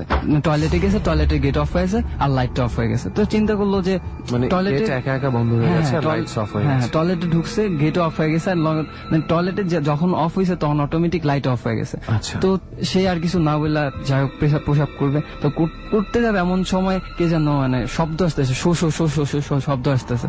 তো সে ডরাই গেছে, কি রে এই জায়গায় কি হইতেছে। যাই হোক, তো সে একটু পরে দেখে একটা মানে বড় একটা হাতের মতোই তার গলা চাইপা ধরছে এরকম কিছু। তো সে চিৎকার দিতেছে কিন্তু তার শব্দ আসলে যাইতেছে না। পরবর্তীতে জামান ভাই আমার বলতেছে, তো দেখো তো অনেকক্ষণ সময় গেছে, তো যা দেখি কি অবস্থা। পরে যা দেখে গেটমেন্ট সব মানে ধাক্কা দেওয়ার সাথে সাথেই গেট খুলে গেছে। তো দেখে সে মানে সেন্সলেস এর মতোই, সেন্সলেস হয় নাই মানে অজ্ঞানের মতোই মানে এরকম মানে পড়ে আছে আর কি কোনো একভাবে। হ্যাঁ, কিন্তু কথা বলতে পারতেছে। পরবর্তীতে জিজ্ঞাসা করলাম, পরে কিছু বলতে পারেনি। 2 দিন পরে জানালে এরকম অবস্থা। তার পরবর্তীতে জামান ভাই বললো আসলে এটা চলবে না। তারপরে রিয়াদ ভাইরে বললো তো কি করা যায়। তারা রিয়াদ বললো আচ্ছা ঠিক আছে, আমি দেখি কি করা যেতে পারে। তারপরে হোস্টেলে যে কর্তৃপক্ষ অনেক মানুষ টানুষ আছে তাদের বইলা হোস্টেলটা অফ করে দিয়েছে। আচ্ছা, এরকম ঘটনা কি হোস্টেলেই একটাই ঘটেছে? জামান ভাইয়ের নিয়ে কাহিনী আছে। তো জামান ভাই ছাদে গেছিল একদিন ফোনে কথা বলতে। তো জামান ভাই আমার বলছে মানে ফোনে কথা বলতে গেছে ছাদে কথা বলতেছে দেখে একটা পিচ্ছি, মানে আসলে আমাদের হোস্টেলে পিচ্ছি বলতে কেউ নাই। হোস্টেলে পিচ্ছি থাকবে কেন? এটাই তো বলতেছি, মানে 4-5 বছরে আসলে বাচ্চা একটা দাঁড়ায় ছিল, হাসতেছে তারা দেখা। তো জামান ভাই কথা বলতেছে, কথার দান দেয়, কথাটা ফোন কাটা বলে মানে সেও আসলে বুঝতে পারেনি। তো সে জিজ্ঞেস করতেছে তুমি জায়গায় কি করো, তুমি কে? তো পিছিয়ে হাসতেছে পরে পিছিয়ে মানে তারা ডাকতেছে আসো আসো আসো। জামান ভাই বলতেছে তার আসলে সেন্স কাজ করতেছে না, কে পিচ্ছি কেন আর হোস্টেলে এত রাত্রি বা কেন। তো সেও সামনে যেতেছে, হঠাৎ করে তার খেয়াল আসলো যে সে 4 কোণার চাঁদে দেওয়া থাকে ওয়াল, তো ওয়ালের উপরে উঠে যেতেছিল। তো হঠাৎ করে তার পিছি তো তার ডাকতেছে মানে পিছি সামনে যাইতেছে। তো সে হঠাৎ করে সেন্স আসলো যে আমি কোথায় যেতেছি, সামনে তাকায় দেখে মানে আই টু ওয়েলি পড়ে যেত। তো এই অবস্থা। তারপরে ওগুলা বলে নাই, নিজের অজান্তেই ওই পিচ্ছির পিছনে যেতে ছাদের যে কার্নিশ, সেই কার্নিশের উপরে উঠে কার্নিশের উপরে উঠে নাই মানে উঠতে চাইছিল, পা একটা দিছে। এরপরে চিন্তা করলাম আমি কোথায় উঠতেছি। তো তারপরে এগুলো আসলে কাউরে বলে নাই। পরবর্তীতে ওই যে আমার যে বন্ধুটা ওই যে টয়লেটে এই অবস্থা শুই না, তো তারপরে বলছে আমার হয়তো এরকম হয়েছে, আসলে এই হোস্টেলটা মনে হয় সমস্যা আছে। এবং তারপরে ওনারাই কথা তারপরে তারা তারপরে নিয়ে অফ করে দিছে, এখন পর্যন্ত অফ। আচ্ছা, এটা গেল আর একটা ঘটনা যেটা কোন একটা হোস্টেলে ঘটেছে, যে হোস্টেলে আপনি নিজেই থাকতেন, জি তাই না? এছাড়া আর কোন ঘটনা? 31st নাইটে যে ঘটনা, লাস্ট 31st নাইট, এই কয়েকদিন আগে। হ্যাঁ, কয়েকদিন আগে। তো যাই হোক, তো আমাদের ছাদ বাঁশের পুল, আপনারা তো গেছিলেন ওই জায়গায় 6 তলা বিল্ডিংটা, আমাদের তো 7 তলা বিল্ডিং। তো 6 তলায় যে এগুলো তো মানুষ থাকে না, তো তারা আমরা চিন্তা করলাম যে 31st নাইট একটা আনন্দ করা যেতে পারে। তো 6 তলায় কেন মানুষ থাকে না এটা একটু মনে করিয়ে দেবেন আমাদের। 6 তলা মানুষ ওই যে জিনের 40টা জিন থাকে, তো ওই জিনের কারণে মানুষগুলা থাকে না। তো ওই লোকে আসলে আমরা ওইগুলা চিন্তাও করি না, যেহেতু মানুষ অনেক বেশি, আমাদের ফ্রেন্ড সার্কেল অনেক বেশি। তো আমরা চিন্তা করলাম ছাদে রান্না করা যাবে না, বাড়িওয়ালা নিষেধ করছে ছাদে রান্না করতে। তখন নিচতলা করলো বেজাল, নিচতলা আমাদের যে জায়গা নাই, রিক্সা চলে তো ইয়া করার সমস্যা নেই। তো 6 তলা যেহেতু খালি আছে, তো 6 তলায় রান্না করব।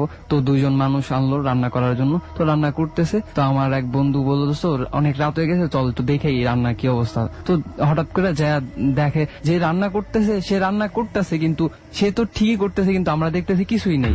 মানে রান্না যে করতেছে সবকিছুই আছে, কিন্তু যে পাতিলের ভিতরে যে চাল ডাল এগুলো আছে, কিন্তু এগুলা কিছুই নেই। তো আমরা দুজনেই দেখতেছি। তো হঠাৎ আমরা সবাই, আমি কই দোস্ত চল তো একটু সবাই ডাইকেন নিয়ে আসি। তো সবাই ডাইকেন নিয়ে আসে যে মানুষগুলাও নেই, মানে যে 2 জন মানুষ যে আসছে রান্না করতে আমরা যে নিয়ে আসলাম, তো সেই মানুষগুলাও নেই। তো দেখে কতক্ষণ আগে তো আমরা দেখছিলাম মানুষ আছে, কিন্তু এখন দেখতেছি মানুষও নেই। চুলায় যে সবকিছু রান্নার জন্য সবকিছু করছে, কিচ্ছু নাই। তো দেখ, তারপরে আমরা পুরাটা লাইট নিয়ে দেখি যে মুরগির পুস্তি পাস্তি এগুলো সব মানে এক এক জায়গায় ছড়ায় ফড়ায় আছে। তারপরে যে কাটা মুরগির অংশ আর কি, মানে সবগুলা রান্না করা মানে খাওয়ার যে ওই এগুলা উচ্ছিষ্ট, হ্যাঁ উচ্ছিষ্ট জিনিস ওগুলা সব জায়গায়। তারপরে পেঁয়াজ রসুন আলাদা সবগুলাই জায়গায় ছড়িয়ে ছিটিয়ে পড়ে আছে। তারপরে যে নাম্বার ছিল তার নাম্বারটা রাখছিলাম, তো ফোন দিছি। পরে কয় ভাই আমি আর এই জায়গায় থাকতে পারবো না, রান্না করা লোক। হ্যাঁ, একজনের নাম্বার আমি রাখছিলাম কারণ দরকার পড়ে। তো বলে আমি এগুলা দেখছি, কে জানে আইসা হঠাৎ করে চুলার ভিতর থেকে কি নিতেছে আর অটোমেটিক যাইতেছে উইরা যাইতেছে। তো আমি দেখে আর মানতে পারি, তোমার ছাদেও যাইতে চেষ্টা করছিলাম, ছাদে উঠতেও পারতেছিলাম না। তো হঠাৎ করে নিচে নামলাম, আমরা 2 জন নিচে নেমে গেছি। আর আমি জানি না, আমার আর কিছু বললো না। মানে সামহাও ওনারা কোনো একটা কিছু দেখে ভয় পেয়েছে ওই বাসায় রান্না করতে করতে, মানে সবকিছু উইরা যাইতেছে, রান্না মানে চুলার সবকিছু জিনিসগুলো উইরা যাইতেছে। তো তারা নিচে উপরে আমাদের হয়তো ডাক দিয়েছিল, আমি খেয়াল করিনি বা শুনিনি, আওয়াজ সাউন্ড বক্সের আওয়াজ ছিল। বাট ওনারা ছাদে কেন যেতে পারলেন না? ছাদে যাইতে এটাই আমি জিজ্ঞেস করতে, আপনার ছাদে আমি আবার এটাও মনে করছি যে আপনারা কি আসলে জিনিসগুলা পাচার করে নিয়ে গেছেন নাকি? কয় ভাই তুমি বিশ্বাস করো, ডর মানে ভয়। হন্টেড বাই প্রাণ মিস্টার ম্যাঙ্গো ক্যান্ডি। আপনি শুনছেন ডর, এবিসি রেডিও FM 89.2 এ। আমি আরজে কিবরিয়া আপনার সঙ্গে রয়েছি। যারা ডর শুনছেন, বিশেষ করে ঢাকার বাইরে শান্ত একটা পরিবেশে, শীতের রাত, বিশেষ করে যারা রেসিপি মেইনটেইন করে শুনছেন ডরের, তাদের জন্য ডর অন্যরকম একটা অনুভূতির মধ্য দিয়ে যাচ্ছে, এটা আমরা নিশ্চিত করেই বলতে পারি। ডর 89.2। কাঁচা খেয়ে ফেলার ভয়াবহ স্বাদ নিয়ে প্রাণ মিস্টার ম্যাঙ্গো ক্যান্ডি এখন ডরের সাথে। এখন থেকে ডরের মুহূর্তগুলো আরো বেশি কাঁচা এবং টাটকা করতে সাথে রাখো প্রাণ মিস্টার ম্যাঙ্গো ক্যান্ডি, কারণ ডর মানে ভয় আর ক্যান্ডি মানেই প্রাণ মিস্টার ম্যাঙ্গো ক্যান্ডি। 89.2 FM.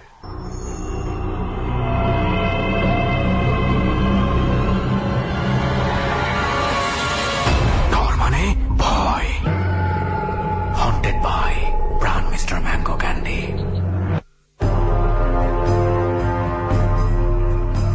রাতের গভীরে পৌঁছে গেছি আমরা। 4 মিনিট পর ডরের শেষ ভাগে আমন্ত্রণ। আমি আরজে কিবরিয়া রয়েছে আপনার সঙ্গে। আমার টিমকে specially thanks. On the spot থেকে সুমন ও রেহান এবং সাউন্ডে রয়েছে লোবান। আর আজকে যারা এই অনুষ্ঠানে অংশগ্রহণ করলেন, সিয়াম, আলিম, সজল এবং শান্ত। ডরের পর্ব চলছে হন্টেড বাই প্রাণ মিস্টার ম্যাঙ্গো ক্যান্ডি। প্রিয় শ্রোতা, আগামী সপ্তাহে যদি এই অনুষ্ঠানটিতে আপনি অংশগ্রহণ করতে চান, ফোন করবেন আমাদেরকে। ফোন নম্বরটি হচ্ছে 09613892 আবার বলছি 09613892 ডর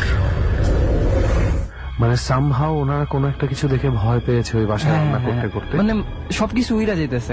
উপরে আমাদের হয়তো ডাক দিয়েছিল, আমি খেয়াল করিনি বা সাউন্ড বক্সের আওয়াজ ছিল। বাট ওনারা ছাদে কেন যেতে পারলেন না? এটাই আমি জিজ্ঞেস করতে, আপনার ছাদে আমি আবার এটাও মনে করছি যে আপনারা কি আসলে জিনিসগুলা পাচার করে নিয়ে গেছেন নাকি? কয় ভাই তুমি বিশ্বাস করো, আমরা কিচ্ছু করিনি, আমি তোমার ডাকতে চেয়েছিলাম, পারিনি কোনো কারণে, মনে হয় পিছের থেকে একটু টাইনা ধরে রাখছে, এরকম কিছু। তো নিচে যেতেছি, বাসায় এখন আইসা পড়ছি, তুমি আমার সাথে যদি পারো আইসা দেখা করো। রাত্রেবেলা কিছু করা হয়নি, নর্মালি অনুষ্ঠান কতক্ষণ করে। আপনারা নিজেরা কি কোন রকম সিমটম টের পেয়েছিলেন? না, আমরা আসলে নিচে আমরা একা কখনো যাইনি, আর আমরা তো জানি বাসায় এই অবস্থা, 40টা জিন থাকে। তো সবাই আমরা পরবর্তীতে আমরা ছাদে আলোচনা করলাম আসলে কি হ্যাঁ নিয়ে গেছে নাকি আসলেই জিনের কাজ। তো তারা বললো আচ্ছা দোস্ত, এগুলা নিয়ে আর আলোচনা করার দরকার হবে না, একটা কাজ করো, আমরা যেহেতু সাউন্ড বক্স ছাড়তেছে আর গান টান হইতেছে, হয়তো বা তাদের সমস্যা হইতেছে, তো এই জন্য সাউন্ড বক্সটা সবকিছু অফ টফ করে তো আমরা আমাদের ঘরে সবাই নিয়ে আসলাম। তো এই হচ্ছে ঘটনা। ওকে দেন। তো যাই হোক, আমার খালামণি রাত্রেবেলা ঘুমাইতেছে। তো এর আগেও আমি বলে রাখা ভালো, আমার খালামণি তার হাজবেন্ড যে মারা গেছে স্ট্রোক করে, তো সে স্বপ্নেই দেখছে, আর পরবর্তীতেই তার হাজবেন্ড স্ট্রোক করেই মারা গেছে একদিন পরেই। আচ্ছা, মানে ওনার হাজবেন্ড যখন মৃত্যু হয়েছিল তখনও উনি স্বপ্নে দেখেছিলেন? এর আগের দিন রাত্রেবেলায় স্বপ্ন দেখছে যে তার হাজবেন্ড মারা গেছে। আমরা ধরে নিতে পারি যে আপনার খালামণির এই ধরনের কিছু ব্যাপার আছে, মানে হয়তো বা, কিন্তু আমি এখনো জানি না। যাই হোক, তো খালামণি একদিন রাত্রেবেলা ঘুমাইতেছে, আমরাও আলাদা ঘুমাইতেছি। তো খালামণি স্বপ্নে দেখতেছে যে কে জানে তারে ডাকতেছে, আস্তে আস্তে বলতেছে।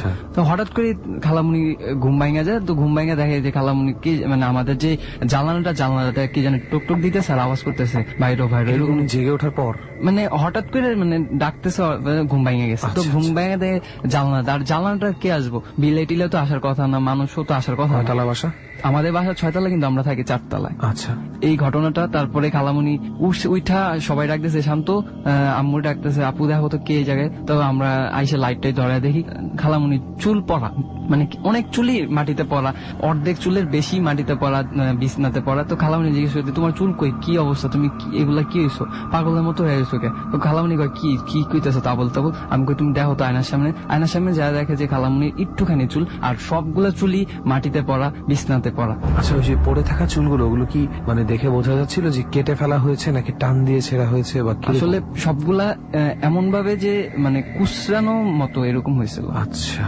এবং ওনার কোনো আইডিয়াই নেই এই ব্যাপারে, আপনার না, খালা না, মনে না। হয় যে এরকম কিছু একটা হয়েছে। হ্যাঁ, এটাই। উনি তো অন্য কোনো তারপরে একটা জিজ্ঞেস ভয় করলাম, পেয়ে আপনাদেরকে উঠিয়েছে। হ্যাঁ, তারপরে জিজ্ঞেস করলাম, আচ্ছা তুমি কি কিছু স্বপ্নে দেখছো বা তোমার কেউ দেখছো যে জানলা দা কেউ চুল এরকম করে বললাম যে তোমার চুল কি কেউ কাটছে দিয়ে এরকম কিছু দেখছো? কয় না, আমি স্বপ্নে দেখছিলাম আমার কি যেন ডাকতেছে, অনেক ভাবে ডাকতেছে।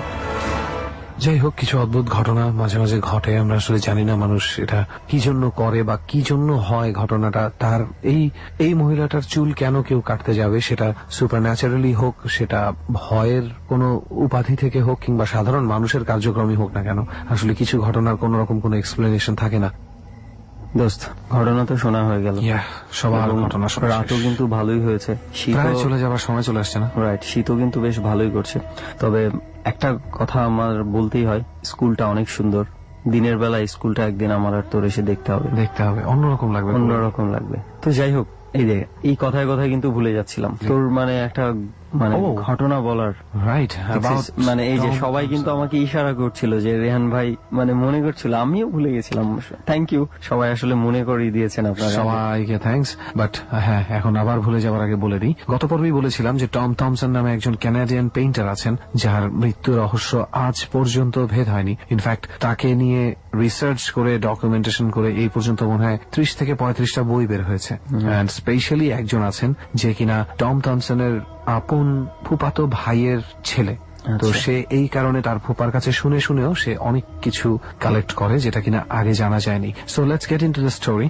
ঘটনাটা ঘটে অনেক আগে। ইট ওয়াজ উনি মারা যান তখন হচ্ছে 1917, আর উনি মারা যান 39 বছর বয়সে। So he was a very young guy, খুবই হ্যান্ডসাম ছিলেন, এবং তার একটা অন্যরকম মানে ক্রেজ থাকে না, সেরকম একটা ক্রেজ ছিল যে কোনো মেয়ে এরকম পুরুষ দেখলে একদম পাগল হয়ে যাবে, তার প্রেমে পড়তে বাধ্য, এই টাইপের একটা পার্সন ছিল। But he was not a bad guy, সে কখনো এই ব্যাপারটাকে ইউজ করেনি।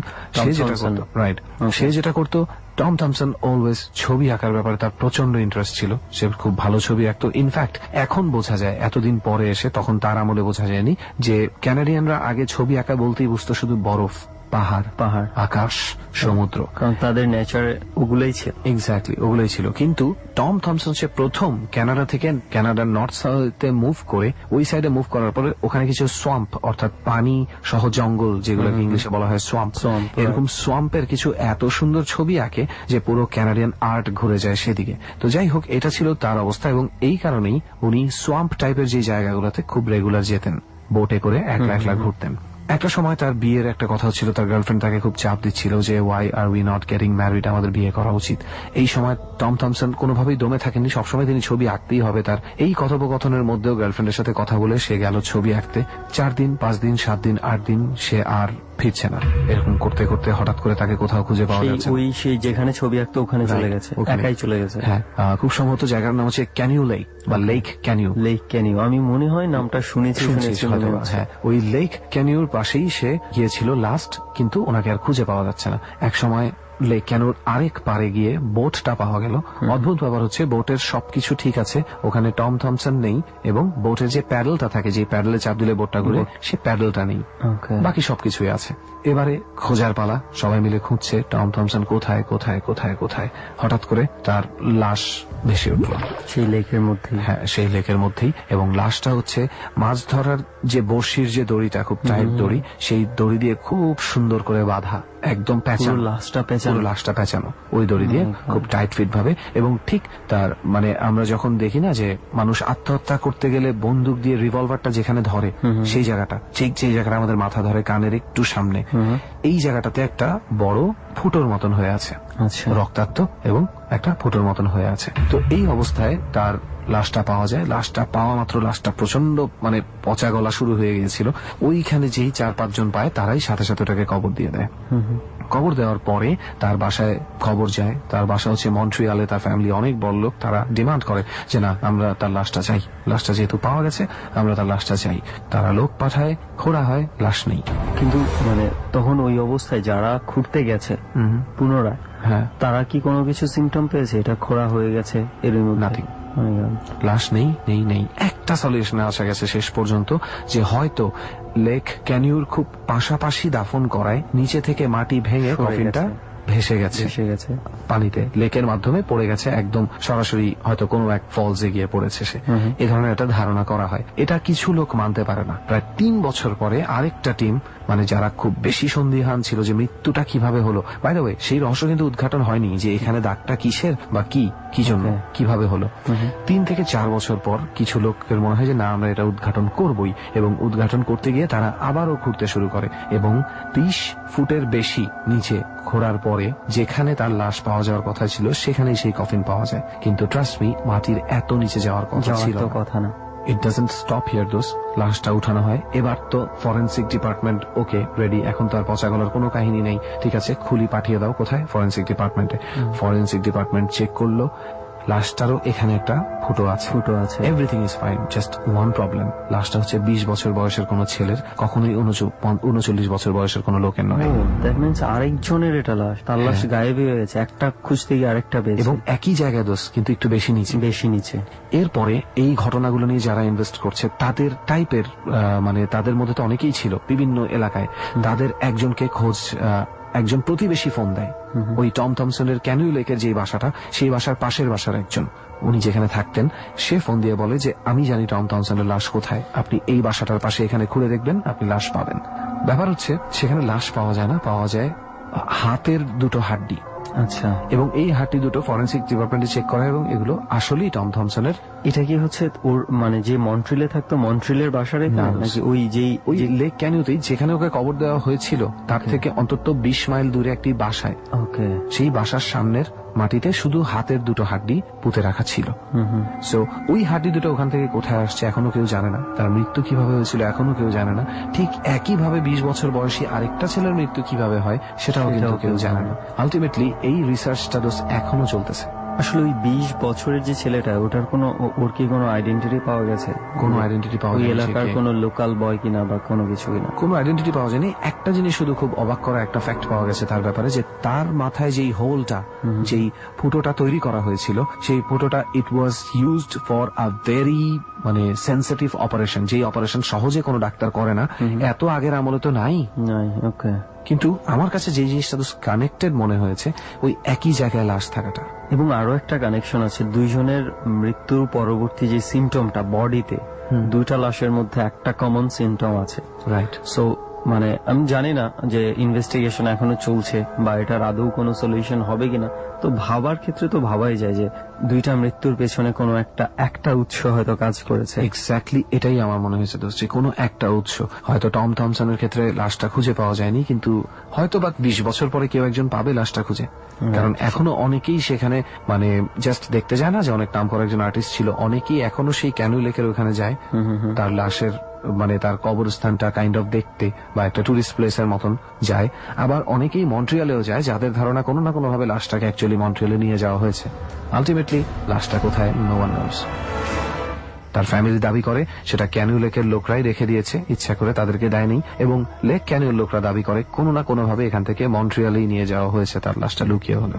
দ্যাট মিন্স আসলে তার পুরোপুরি মানুষটার, মানে দেহাবশেষ পাওয়া যায়নি, এবং আজ পর্যন্ত জানা যায়নি কিভাবে তার মৃত্যুটা হয়েছিল। এবং প্যাডেল, ওই যে নৌকার প্যাডেল, এই একটা কোশ্চেন এখনো পুরো মিস্ট্রি, যে কোথায়, কেন শুধু একটা প্যাডেল থাকবে না, সেটাই। So that was it, Tom থমসনের কাহিনী। এটা রাইসুল নামে একজন জানতে চেয়েছিল, আমি যখন পড়লাম, জানলাম তার ব্যাপারে, তখন মনে হলো ওয়াও, মানুষের মৃত্যু তাকে কত সিগনিফিকেন্ট করে দিতে পারে। সো এরকম আরো অনেক সিগনিফিকেন্ট ঘটনা আছে। 100 বছর পরে তাকে নিয়ে কথা বলতেছি আমরা। He died in 1917. It's almost 2017. হয়তোবা ঠিক আমাদের মতো আরো পরবর্তী 100 বছর পরেও দেখা গেছে কেউ সেই এইভাবেই মিস্ট্রি বলবে যে 200 বছর আগের একটা এরকম মিস্ট্রিয়াস ঘটনা আছে। একদম। যাই হোক, সো আলটিমেটলি তুই মানে 2 পর্ব ওয়েট করিয়ে এই ঘটনাটা সবাইকে শোনালি। রাইট। তবে এই ঘটনা, হয়তো এই ঘটনাটা এখানে শেষ, কিংবা আরো যদি আমি কিছু খুঁজে পাই বলবো, বাট ওই যে বললাম না, রহস্যময় মৃত্যু, এটার পিছনে আমি লাগছি দোষ। আমি খুঁজে ছাড়বো কোথায় কোথায় কত রকম রহস্যময় মৃত্যু হয়, এবং আমার চেয়ে বেশি অ্যাক্টিভ লিসনাররা অনেকেই আমার পেজে অনেক নাম সাজেস্ট করছেন, অনেকেই আরো শুনতে চাচ্ছেন এসব ব্যাপারে। প্লিজ কোনো রকম হেজিটেট করবেন না। অবশ্যই এই ধরনের কোনো খবর যদি আপনারা পান যে এই লোকটার রহস্যজনক মৃত্যু হয়েছিল, জাস্ট আমার পেজে কিংবা ডরের পেজে কিংবা সুমনের পেজে পাঠিয়ে দিন। We will research on that. আর সেই সাথে আপনার নিজেরও যদি কোনো ধরনের কোনো পার্সোনাল এক্সপেরিয়েন্স থেকে থাকে, অথবা আপনার আশেপাশে কারোর সাথে ঘটে যাওয়া কোনো এক্সপেরিয়েন্স থেকে থাকে, আপনি আমাদের সাথে যোগাযোগ করতে পারেন এবং ডরের এই যাত্রায় অংশগ্রহণ করতে পারেন। সো আজকের মতো আমরা স্কুল থেকে তো অনেক আগেই বিদায় নিয়েছি। আজকে আরেকবার স্কুল থেকে ছুটি নিচ্ছি অন্ধকারে। আর তোর প্রমিসটা করবি না? সামনের সপ্তাহে আরো একবার কোনো একটা হন্টেড প্লেস থেকে আবারও কথা হবে। ডর মানে ভয়। হন্টেড বাই প্রাণ মিস্টার ম্যাঙ্গো ক্যান্ডি। রাত 2 বাজে প্রায়। যারা আমাদের সঙ্গে এতক্ষণ ছিলেন, যারা এই নাটকীয় সব ঘটনার মধ্য দিয়ে কিছুটা হলেও ভয়ের স্বাদ পেয়েছেন, তাদের জন্য আমরা বলে রাখি, পুরো পৃথিবীটাই অনেক অনেক বেশি কৌতূহলী। ভয় নিজের মনের মধ্যে, ভয় যুক্তিতে বাধা যায় না। যা আপনি বিশ্বাস করেন না সেই জগৎটাও অনেক বড়। আমরা শুধু একটা কথাই বলতে চাই, ডরে যেসব ঘটনা ঘটে তা যেমন বৈজ্ঞানিকভাবে সত্য নয়, তেমনি ভাবে অপ্রমাণযোগ্যও নয়। আমরা শেষ করতে চাই আজকের মতো আগামী বৃহস্পতিবার ঠিক রাত 12টায় আমি আরজে কিপ্রিয়া, আমার টিম মেম্বার সুমন, রেহান এবং সাউন্ডে লোবানকে নিয়ে আরো একবার ফিরব। হতে পারে সেই ডরটি ধারণ করা হবে একেবারে আপনারই বাড়ির পাশে। ভালো থাকুন, শুভরাত্রি।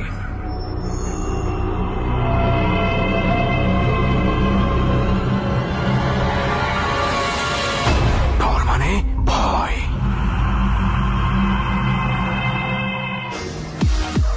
Listen, feel and enjoy. ABC Radio FM 89.2. You will love it.